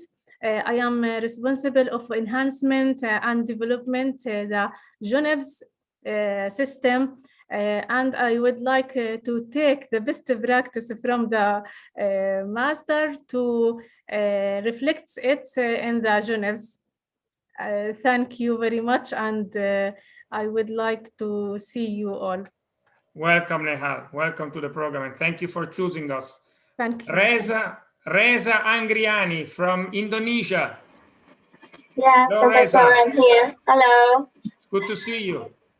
Yeah, nice to see you too. Okay, let me say hello to everyone. Good afternoon, ladies and gentlemen. My name is Reza Angriani. I'm Indonesian, currently staying in Jakarta. I have graduated from Jakarta Islamic University, majoring in psychology. I work at National Public Procurement Agency for nearly 10 years and had responsibility to improve and develop the public procurement policy formulation. And in this opportunity, I'm honored to be a part of International Master Public Procurement Management Edition. And there are so amazing colleagues from people who live across the world, so that I can learn so many different cultures and work ethic maybe. And I do believe that University Rome Tor Vergata could provide me the best learning programs and give me a chance to enhance my insight and network with the best expert in procurement. Thank you for your time. Thank you, Professor. Reza. It's great to have you here. Yes. Great to have you here. Baba Waidarbo from Gambia. Thank you so very much. Good afternoon to all of you. I am Baba Waidabo. I work at the Gambia Public Procurement Authority as Compliance and Professional Practice Officer, where we work in so that public funds procurement are done in accordance with the Gambia Public Procurement Act, Regulation and Instruction. I did my first degree in Human Resource Management and started studied procurement in 2014 at the Gambia Public Procurement Institute. So I have an experience working as both a procurement actor and now a procurement regulator. I have a strong desire to study this master's. Almost, I think it's my third time of applying, and luckily I was lucky to get scholarship, which I'm so grateful of. I aspire to acquire all the required knowledge as far as this master's is concerned, and to network with my colleagues in different parts of the world and learn a lot from the professors and share the little knowledge that I have. It's a pleasure being here. Thank you so much. Thank you, Baba, for being here. Milica Dublevic from Montenegro. Milica, you here?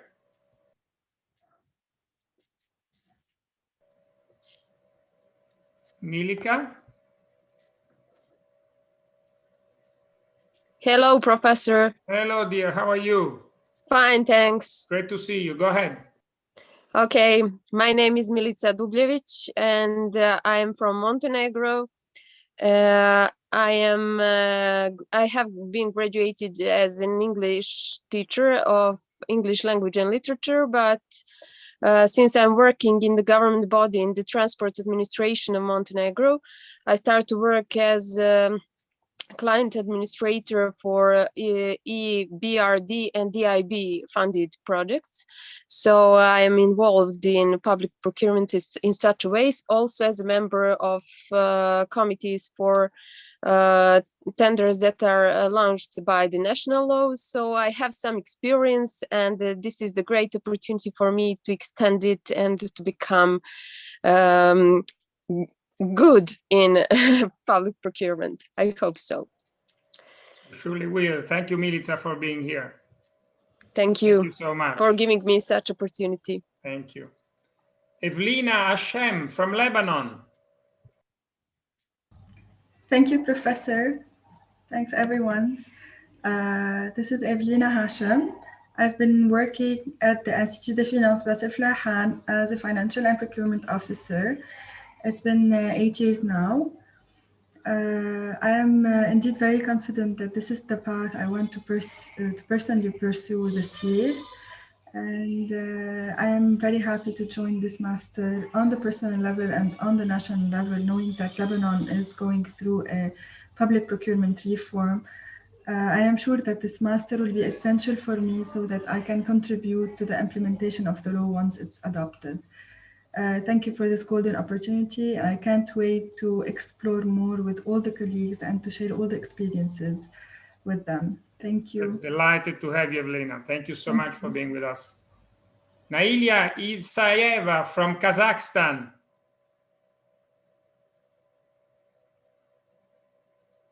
Nailia? Hello. Hello, I can hear you. Hi, my name is Nailia Isaeva. I'm from Kazakhstan. I work in KMGK Karachaganak LLP more than 6 years. It's a great honor to be here. So thank you very much. The great honor is for us. Thank you for being here, Nailia. Thank you so much. Nejib Kabouchi from Tunisia. Yes. Good afternoon, everybody. Do you hear me? Very well. Okay. I'm Najib Kabouchi. I'm actually working as advisor and general auditor at the higher authority of administrative and financial control in Tunisia. And let's say that I have both experience as manager and as auditor for long years. And I'm here with you in this master to learn from you professors and from my colleagues and to improve my knowledge about public procurement. Thank you so much. Thank you for being here. We're delighted to have you, Najib. Thank you. Now it's the time for Fargana Alsade from Azerbaijan.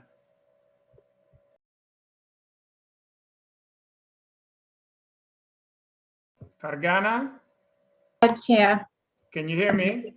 Yeah, thank you, Professor. Thank you. And hello, everyone. I'm Fargana Alsade from Azerbaijan, as you said. I work for the National Railways of Azerbaijan. I'm head of procurement. I'm more than 15 years in procurement, but in public procurement, I'm new. So I hope to learn more from this program. Thank you very much. Thank you so much, Fargana, for being with us. Delighted to have you. Thank you. Now from Jordan, Basma Azavne. Basma, you here? Assalamu alaikum. Good evening, everybody. Hello, Basma. I'm Basma Khassaoune from Jordan. I'm a pharmacist and working as a procurement officer at the government procurement department. I'm very excited in this Impm program. I hope to improve and implement everything we know together and learn more with each other and make friendships and learn more from you, Professor, and other teachers. Thank you very much. Nice to meet you all. Nice to meet you, Basma. Thank you for being here with us. Thank you. Munir Maroufi from Tunisia. Good evening, everyone. I'm Munir. Thank you very much, Professor. I'm very glad to be one of the students of the International Masters. I work within the High Authority of Public Procurement at the Presidency of the Government. I'm interested of this master, and I'm here to improve my knowledge about public procurement, and I hope I will take advantages of my colleagues and of the richness of this group. Thank you very much. Thank you so much, Munir. We're delighted to have you here. From Jordan, Muna Mahmoud is not here today. She could not connect, but she will be in class. Hello. Muna. Hello, how are you? Oh, I'm so happy you made it. Yes. Please introduce yourself. Thank you for being here. I am Engineer Mona Shunaq. I work as a civil engineer in the Ministry of Water and Irrigation, and I'm specialized in project management, and is the basis of my work also. Also, I am very happy with this master degree in procurement management because it will be add more for me. And thank you for all my participants and for you, Doctor. Thank you, Muna. I'm very, very happy that you could make it. Perfect. Ivana, medic from Serbia. Is Ivana here? Hi, I'm here. Hi.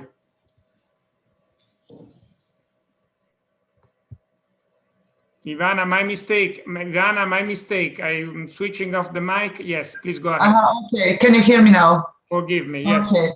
I come from Serbia, but currently I am living in Norway, in Oslo.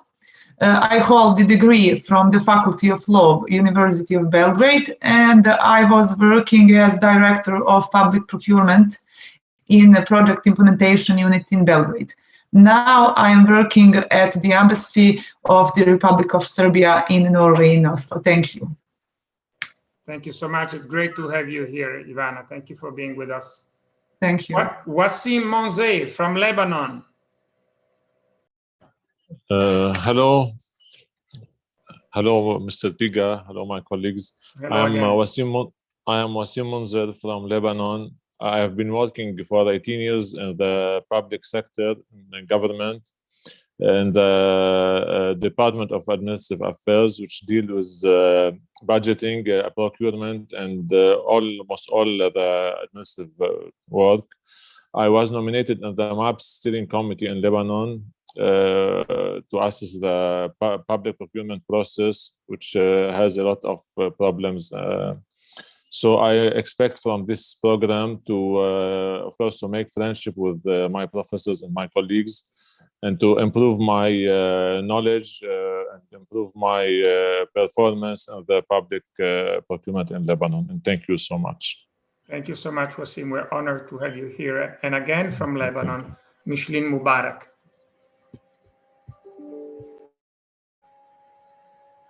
Micheline, you're still mute.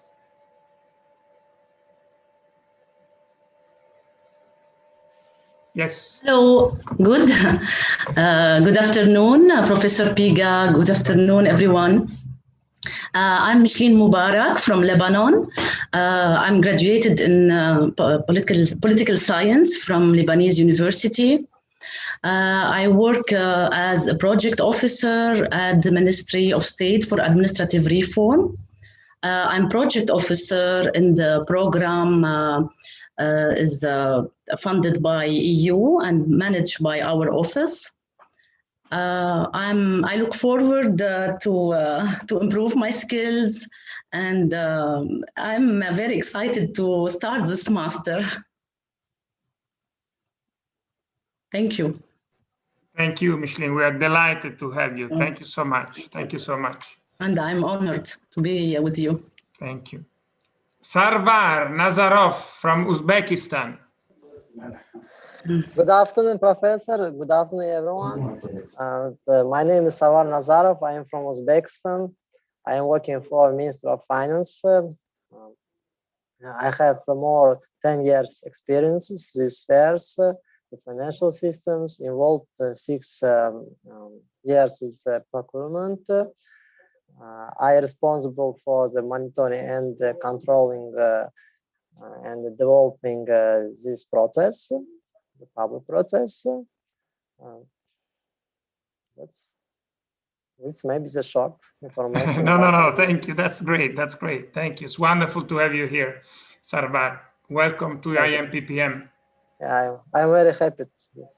We are too. Maria Sara Orazzi. Hello, Professor. Good afternoon, everyone. And I'm Maria Sarorazi from Rome, Italy. And I just graduated in business administration, and I don't have as much experience as my colleagues, but I'm sure I will learn a lot from them. I approached the field of public procurement thanks to Professor Piga lectures and Professor Apolloni too. And I hope this master will give me the possibility to work in this challenging world of public procurement. Thank you, Professor. Thank you so much, Maria Sara, and good luck with your tutor experience. Beshara Samneh from Lebanon. Hello, everyone. Good evening. My name is Beshara Samneh, and I'm also from Lebanon. I'm originally a chemical engineer with a master's in economics and policies in energy and the environment. Currently, I'm the technical head of the Public Procurement Administration in Lebanon, which acts as the central purchasing body. I'm really highly interested in policy reform research, and I think this master's is a great opportunity for us to build the required skills and the capacity that we require, especially as my previous colleague was mentioning, Lebanon is going through a reform stage right now, and I think now is the time to act and to finally become like the procurement experts that we are, to add it to the field experience that we have. And I believe this is the perfect opportunity for us to do so. And thank you for having us. Thank you for choosing us, Beshara. You're very welcome here. Erlan Sitov from Kazakhstan. Hello, Professor. Hello. Hello, colleagues. My name is Erlan Sitov. I'm from Nur-Sultan city, from Kazakhstan. I work as Deputy Director of the Department of Public Procurement Legislation of the Ministry of Finance of Republic of Kazakhstan. I have been working in the public procurement system since 2011, in the Ministry of Finance since 2015. I'm very glad, happy to be here. So I believe that studying at Tor Vergata University will give me a lot of experience that I can apply in my country. So in short, thank you. Lan, you're very welcome here in Impm. Thank you for being with us. Thank you. Sua Shishani from Jordan. Hello, everyone. Good evening to you all. I'm Suha Shishani. I work in Greater Amman Municipality in Jordan. I hold a bachelor degree in civil engineer, water resources and environment. I'm the head of environmental projects follow-up section. I follow up the projects that are funded from the international parties and donors and funders like EBRD. I'm looking forward to this program. I'm so honored to be chosen and join you all to this program. I like to improve myself in my career and to learn more about the sustainable public procurement in my career. Thank you. Thank you, Sua. You're welcome here in Impppm. Great to have you. Thank you. Nurgiz Sulaimanbekova from the Kyrgyz Republic. Hello, everyone. Hello, Professor Piga. My name is Nurgiz. I am from Kyrgyzstan, from Bishkek city. So I'm nice to meet you, all of you. I'm really happy to be part of you. Thank you very much, Professor Piga, for this opportunity. And if I say about myself, I work for the government of the Kyrgyz Republic as an expert in finance and credit policy department of the government. I am responsible for the control and coordination of the activities of state agencies. And I have three supervised areas. One of them is the Public Procurement Department under the Ministry of the Finance. And usually I participate and assist in designing policies and developing, amending, drafting all the national procurement acts, and of course procedural support in the office of the government. And so if I now I'm a supervisor of Public Procurement Department. Before I worked there for the 4 years. So I have an experience in this sphere for the more than 5 years. And that's all. Thank you very much. Thank you, Nurgiz. Thank you so much and welcome to Impppm. Thank you. Muhammad V. Sumantu from Indonesia. Hello, Prof. How are you? I'm good. How are you? Okay. Nice to meet you, Professor, and all my colleagues. My name is Muhammad Ismanto. I'm working in NPPA, National Public Procurement Agency from Indonesia, based in Jakarta. My daily activity is doing some consultation about procurement process and sometimes become procurement officer in a package that has strategic value. And my motivation join in this masterclass is to fostering my knowledge about procurement and also to have fun with you all guys, my colleagues. Thank you, Prof. Welcome at Impppm. Thank you, Mohammed. Loreta Zdrilic from Croatia.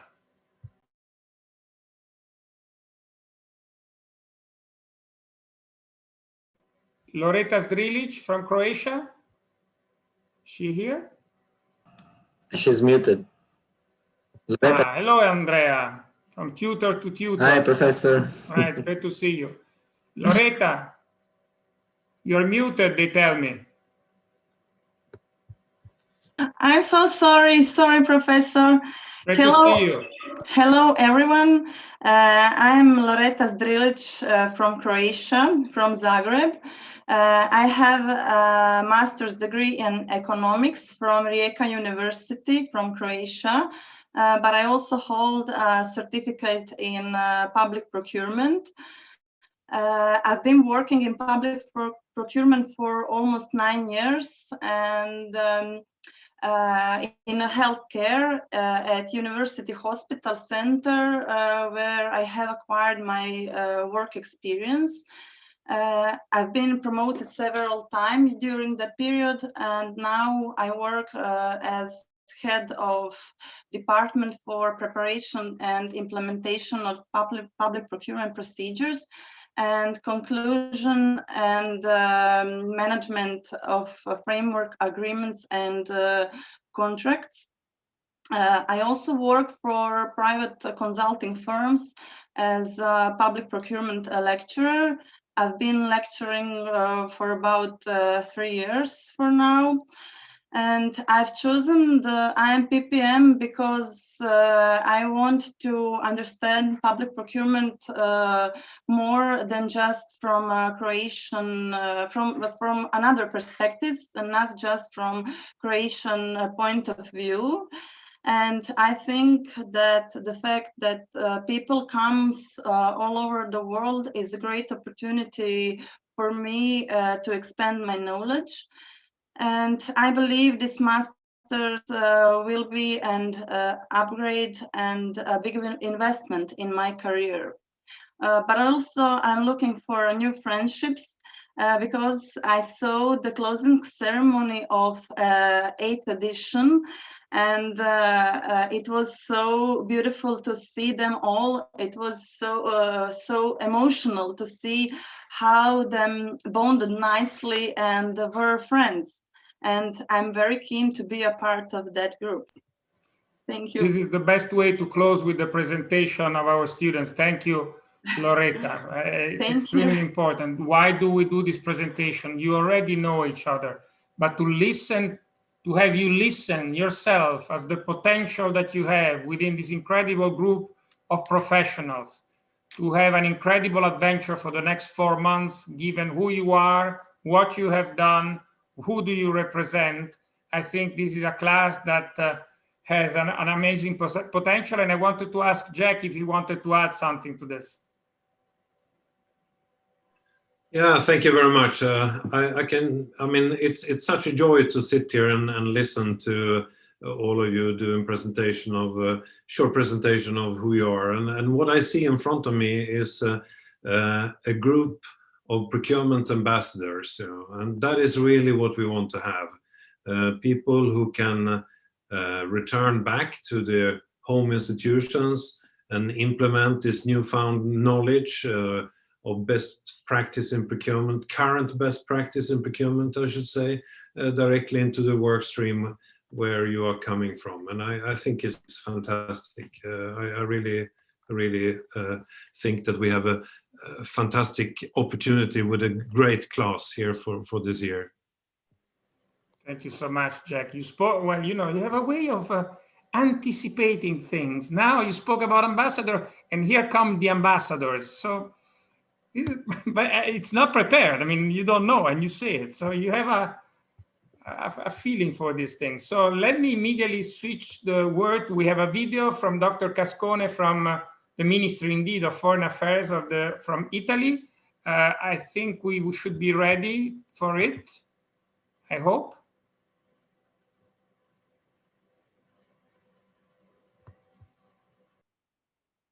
Distinguished speakers, guests, and students, on behalf of the Italian Ministry of Foreign Affairs and International Cooperation, I'm honored to participate today at the opening ceremony of the 9th edition of the International Master in Public Procurement Management, jointly supported by the University of Tor Vergata and the European Bank of Reconstruction and Development. Let me take this opportunity to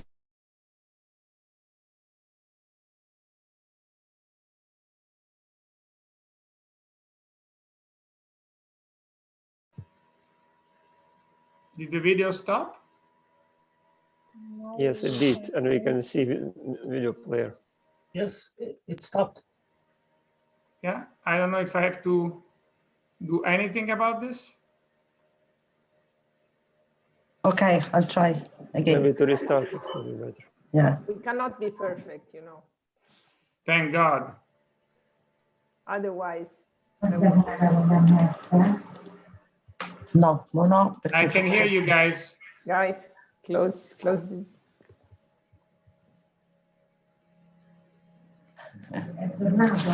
Why don't I switch for a moment and then you can prepare? Why don't I switch a moment? I know that there is, can we stop the sharing a second, Maria Cristina? Okay, I will stop sharing. Thank you so much. No, I still see the... Can you see something? Yeah, I still see the Impm. Is it, have you stopped the sharing? Yes, okay. I stopped the sharing.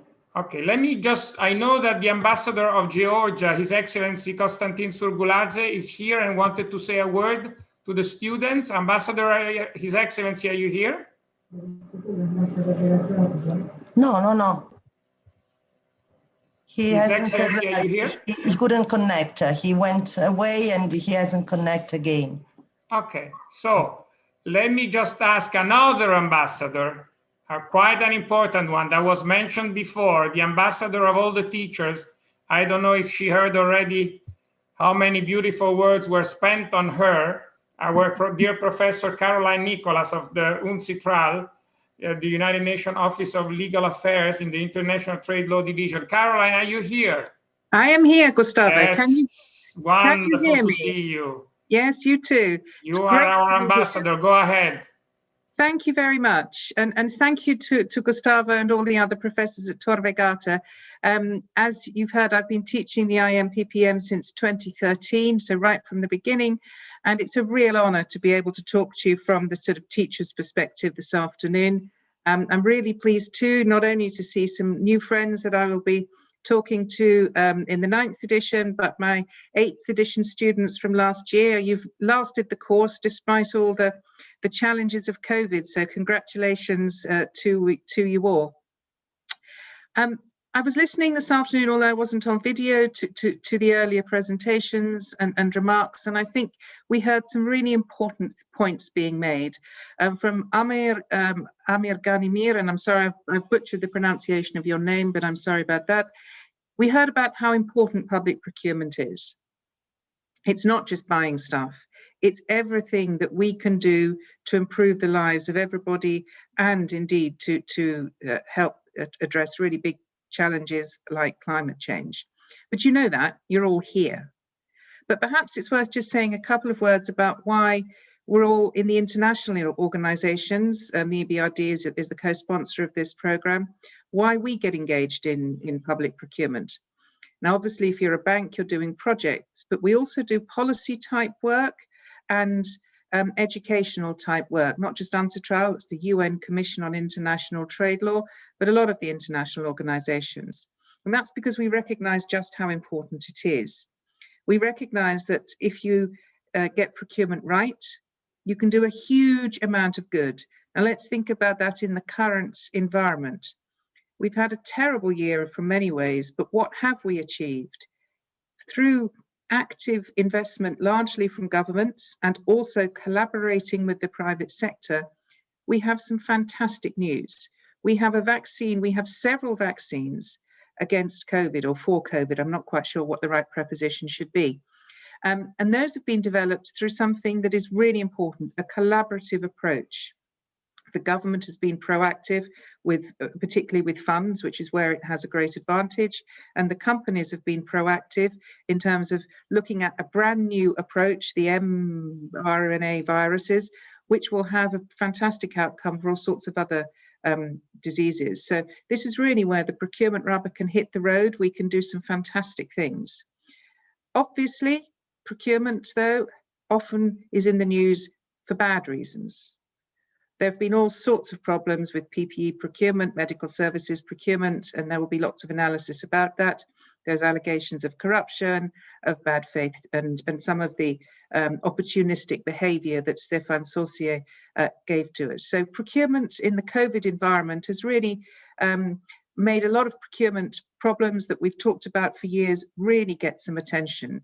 So if procurement isn't sexy, I don't suppose it'll ever be sexy. It is now a topic that's recognized as being really important, and so I'm really pleased that you're all here, because the comments that you've made as students, and I'll come back to a couple of them, really show how important it is that people with your experience, with good experience, are now interested in looking at the why procurement as well as the how procurement.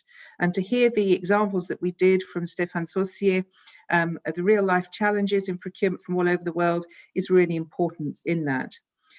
And his comments and our other comments from the professors and Jan Jakold from the EBRD, they tell us something really important. Public procurement raises common challenges for us as procurement professionals. It doesn't matter where we are, and they're not easy. They are multidisciplinary challenges, as are you. We've heard, and as is the scope of the Imppm, we've heard from people involved in the law, finance and economics, market analytics, other business skills, project management, policy understanding, auditing, and so forth. And that's before we get to the technical scope of procurement, where we have engineers and so forth. So if we're going to be good procurement professionals, we've got to have multiple skills in our team, and we're not all good multitaskers, and we can't all be great at everything, which means we really do have to work as a team. And here, the experience in UNCITRAL has taught us two key things: that we will only succeed in having good rules and tools and policies in public procurement if we cooperate, and if we cooperate to find common solutions. And what do we have to do? Well, the first thing is to listen, really listen hard. As Barbara Kingsolver, who's quite a well-known author, said, "I never learn anything from listening to myself." And this afternoon, I've learned a lot about the realities of contracting in large and complex contracts, and also about bike hire in Paris. That's not something I ever thought I would really be looking into. And it's this way of focusing on meeting realities and perhaps problems and solutions that allows us to listen to each other. And what goes with that is the need to understand each other, and that isn't easy. And I'm not quite sure how many mother tongues we've got round the table today, but it's probably at least 10. And we have not only different language capabilities and different understandings, but procurement is full of jargon, and that jargon varies from system to system. When we were negotiating the UNCITRAL model law, and you're going to hear a lot about that next week, we spent half a day debating provisions on review mechanisms, or sometimes they're called bid protests in the US, because we operate in 6 languages in the UN.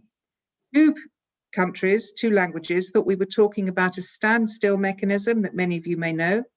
Everybody else thought we were talking about suspending the procurement when a challenge is filed. And that's simply because the same word is used in some languages for both, and our interpreters didn't know. And it took us ages to work out what the problem was. So this comprehension is really, really important. And because of that, in fact, UNCITRAL's published a procurement glossary in 6 languages. The EBRD's made a shortened version available on our joint website, and a full version is available on the UNCITRAL one. And this communication, I think, is vital. And it's why I'm so pleased to teach this course. The Impm has given me a super forum to listen to the students, and that's how I've learned. The students and the professors too come from all over the world, and there's lots of good experience to share. And there are also some very good stories. Somebody was talking about having fun. We've had some hilarious stories about procurement, and they've really informed the work that I do. And just so I want to say a couple of things, 2 more stories about procurement, and they're both a little bit older. One's from The Economist in late 2016, and it was called How to Spend It.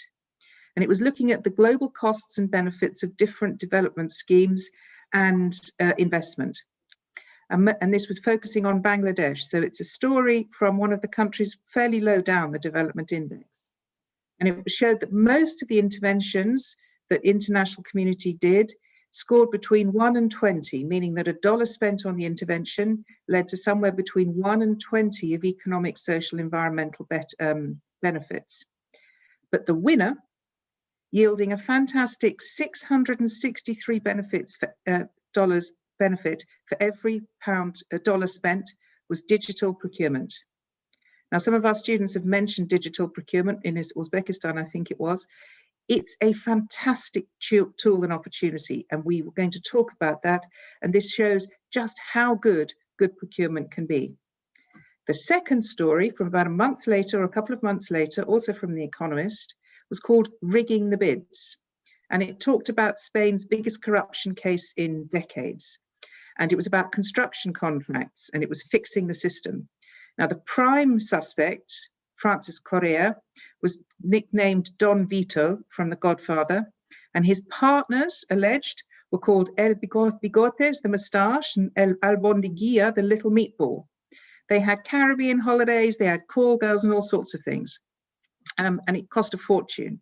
And this sort of corruption is ever present as a risk.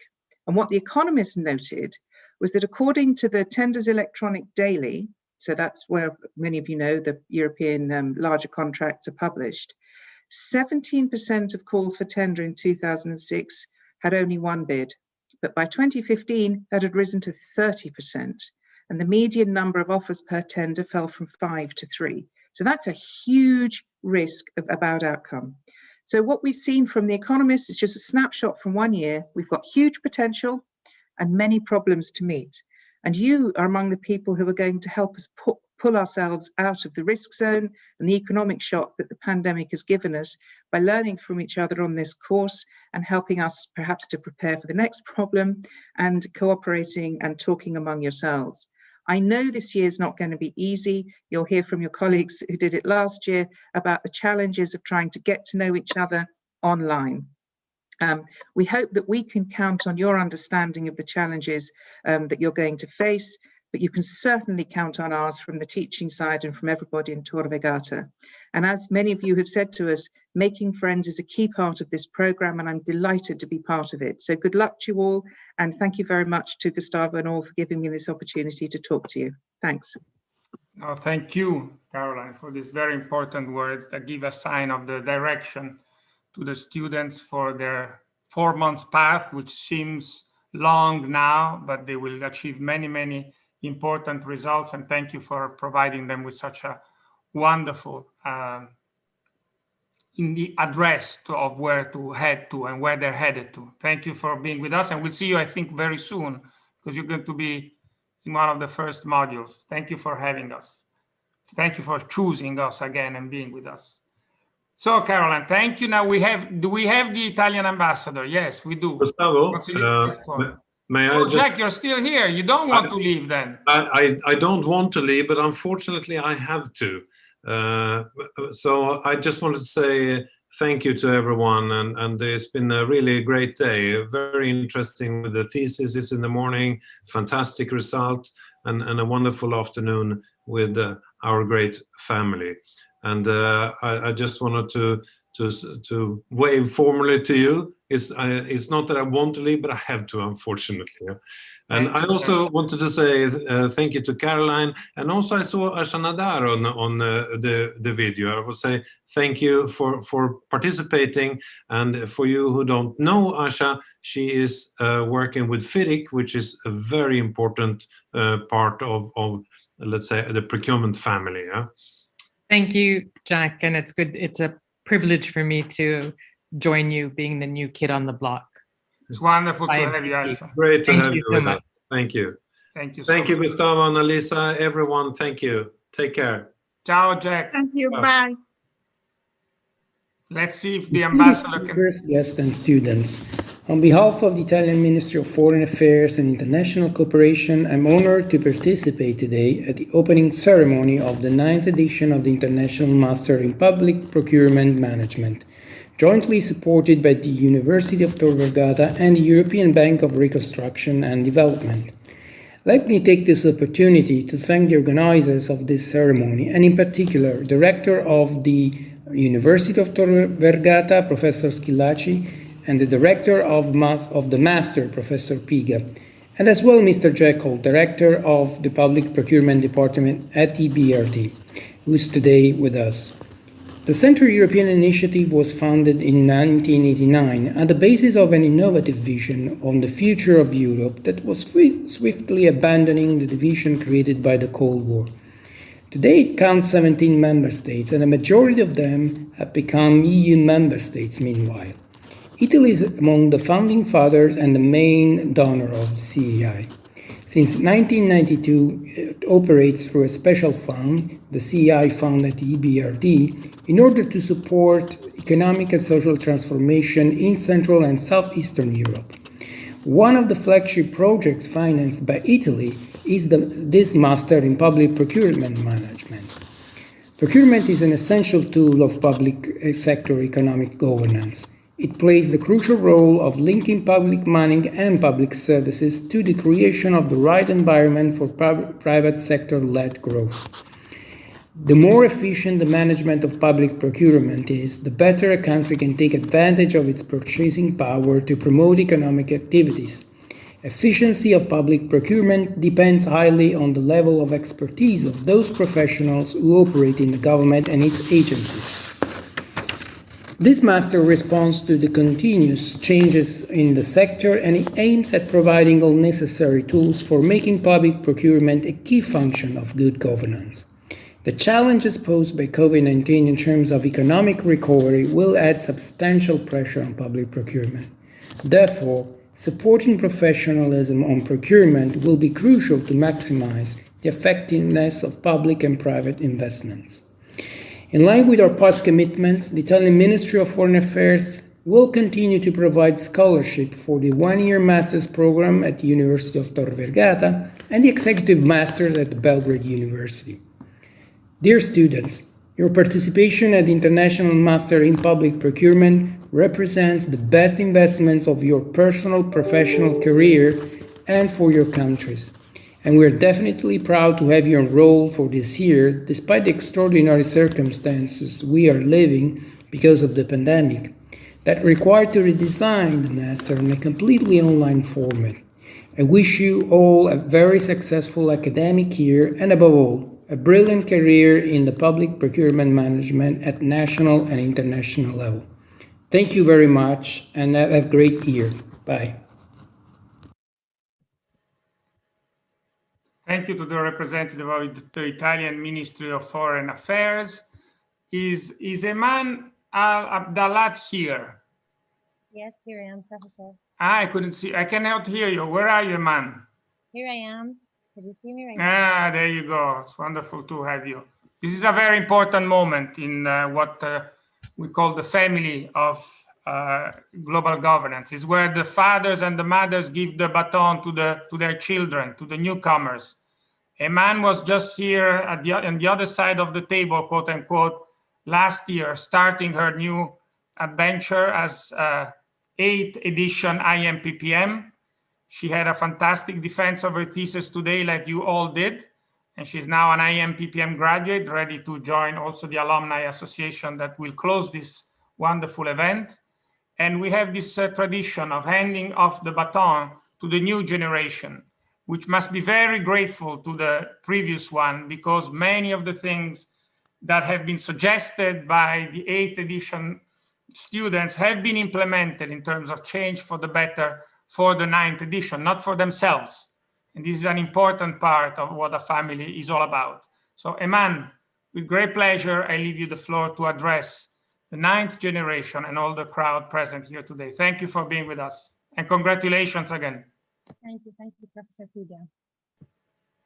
Good evening, everyone. I can hear you very far away. Huh? I don't know if you have a better microphone. Is it better right now? Well, yes, sort of. Go ahead, try. Yeah, I hope so. Good evening, everyone. Thanks for being here with us today. Today is the opening ceremony of the new generation, which is the 9th generation. And it's our anniversary as an 8th generation of being a part of this program. At this day, 1 year ago, we've met each other, just like you, from different countries, different cultures, but having the same goal, not knowing anyone of each other. Then later on, they become a big family who shared a lot of memories, even when it comes bad during the corona pandemic. It made our relation greater and deeper. Now we just remember and laugh about these days. Now we just remember and laugh about these days, and that important thing, that the things lost is the thing that you love and the thing that you enjoyed. And the most important thing is the mutual goal and our mutual goal that we all met upon it. So I would like to thank each one of my friends and my colleagues of the 8th edition for being a part of making this memory really great. And on the behalf of the 8th generation, I would like to express my appreciation to each one of any of the faculty members who generously helped us arriving here today and who helped us passing our bad times, and of course, handing their experiences and knowledge, including our great director, Professor Piga, and the faculty members, professors, and any other representatives who were with us during the last year, and of course, Professor Annalisa and even Christina. We couldn't have done this without you. In today's gathering, I would like to welcome our new colleagues of the 9th generation, who surely have been chosen to be a part of this program due a multiple passion for public procurement. We all need each other to achieve the best for this field and for this sector. During the next months, you will be learning different objectives related, where you will be able to share your knowledge and to get hands-on experiences. I hope this will help you to get the goals you desire to achieve. So enjoy your journey, and I don't want to make it too long on you. I hope we can all meet in person in a better conditions. And once again, thank you all for the great opportunities and the great moments that we had, and I hope the new colleagues will enjoy their moments as well. Now let me hand the mic for our president of the Alumni Association and the students of the second generation, Mrs. Hanadia Nabolsi. Thank you all. Thank you so much. Thank you so much, Emma, for these beautiful words. Anadi. Thank you, Iman. Thank you. Thank you. Thank you for these really wonderful words. Well, starting from the beginning, good evening, everybody, professors, guests, students. I think I'm always, when I'm talking about Impm, I am full of emotions. And I can feel these emotions with your words, Iman. And I can assure you, Loretta, that you will feel these emotions in every minute in Impm. Because you mentioned something about what you noticed in the closing ceremony with the 8th generation. I think Impm is not just a master program. It's really, really a big family. Will be part, I can assure you, the 8th generation and the 9th generation, that it will be a very, very adorable part of your life. And you will be stuck with this part, and you will feel every minute of your personal life, of your working life with this big family.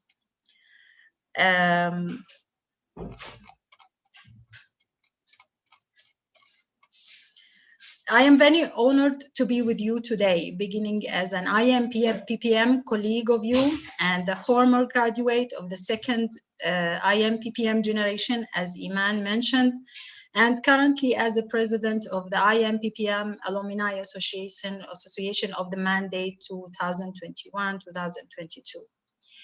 The Impm knowledge and experience is an extraordinary experience and understanding for each participant. Surely it gives the participants a very high academic knowledge and practice in public procurement. Also give the chance for the participant to share and exchange their experience in public procurement between each others by elaborate a common language among public procurers from different nationalities. In addition to that, the idea of Impm association has promoted continuous training and communication for the graduates. So in this occasion, I would like to introduce the Impm Alumni Association to you by giving a brief of whom we are. Impm Alumni Association is an Italian non-profit organization created in 2016 by a group of Impm alumni who intended to create a social network to keep in touch with their master colleagues and to share best practices and ideas on public procurement with procurement professionals coming from many parts of the globe. As of now, the association counts for more than 20 members who have attended the Impm master program either in Rome or in Belgrade. The main objectives of the association are to provide the opportunity for the procurement professionals to enhance their knowledge and skills in procurement, which will assist them in personal and professional development, and to foster networking among procurement professionals worldwide. To this regard, the activities of the association include the organization of workshops, social events on procurement-related topics. Since the association was established about 4 years ago, we have grown and set all the bases and roots of an effective functioning of the association. All professionals in the field of public procurement with different years of experience and academic background coming from more than 30 different countries, Europe, Middle East, Africa, and Balkan. One of our first responsibilities in the Alumni Association is to promote this unique experience in order to expand the scope of beneficiaries, especially for those whom working in the field of public procurement in our countries, and to motivate all the graduates to be members in our Alumni Association. In our Alumni Association, we are continuously trying to find all the possible ways to keep the network among us, as to set a database for the graduates in both programs, Rome and Belgrade, having an official website, which we are working now on, with an electronic platform to have all ways of communicate with everyone, with everything related to public procurement. Update information on good practice in procurement, share information more often for job positions related to procurement all around the world. And for sure, organize one or twice a year webinars nowadays and conferences after COVID-19 if there will be such period in near future. In this occasion, also, I would like to share with you one of our best achievements in the Alumni Association, which is launching our first initiative of short knowledge sharing online events, which we call it Impm Alumni Procurement Talks. The Impm Alumni Procurement Talks take place on regular basis twice a month. Any member can participate either as a part of the an audience or as a speaker. Each presentation lasts, for example, from 15 to 30 minutes, and the remaining time is dedicated to discussions. This is one of the opportunities for the alumni members to share their thoughts, their challenges, their problems, let's say, in practicing public procurement. Despite of everything I have talked and mentioned about professionality, about knowledge and continuous training in public procurement, we must not forget, as I said, that Impm is based on social and human relations and on our being a large family that communicates constantly. To conclude, I would like to wish the students of the 9th edition a pleasant journey in the Impm, and I'm sure that a year from now, every student will feel with the added value of the Impm in the working life in public procurement. And also, I would like to congratulate the 8th generation graduates for completing this journey and wish them very success in their life, and tell them that we are waiting for them for their participation in the Alumni Association. Last but not least, also, I would like to thank the pillars of our masters, which I adore each one of them, and I feel that I am really part of this big family of the Impm, Professor Piga, University of Tor Vergata, Rome, Mr. Jack Yoholt from EBRD, Professor Dobrozov Milanovic, University of Belgrade Faculty of Law, Professor Velgo Sikirica, and also Professor Annalisa Castelli, University of Tor Vergata. I hope that I was not too long, but at the end, I am very proud and I am very honored always. And I feel, as Professor Piga said, I am always the ambassador of the Impm in Jordan and everywhere. And I am assure you that your choice to be part of this Impm is a very, very, let's say, clever and pleasant, let's say, choice. You will feel it every day in your life. Thank you again. And I wish you all the best. The 9th generation, I wish you a very pleasant beginning in Impm. And I'm sure after a year of now, I will see you and you will tell me your stories with Impm, with all these emotions that you will feel, and with all this knowledge to your professors, to your colleagues, And I will also, and you will feel that, and you will live this experience, and you will find all your colleagues as your friends, your sisters, your brothers, and I'm talking about my practice, with all these things. And I'm sure that you will be very honored, as I feel now, to be part of the Impm. Thank you again, and I wish you all the luck. Thank you. There is very, very little to add, Anadi, to this wonderful speech. Thank you so much, and thank you for the extremely important progress that you are making, heading the incredible Alumni Association, for the great job that all of you are doing.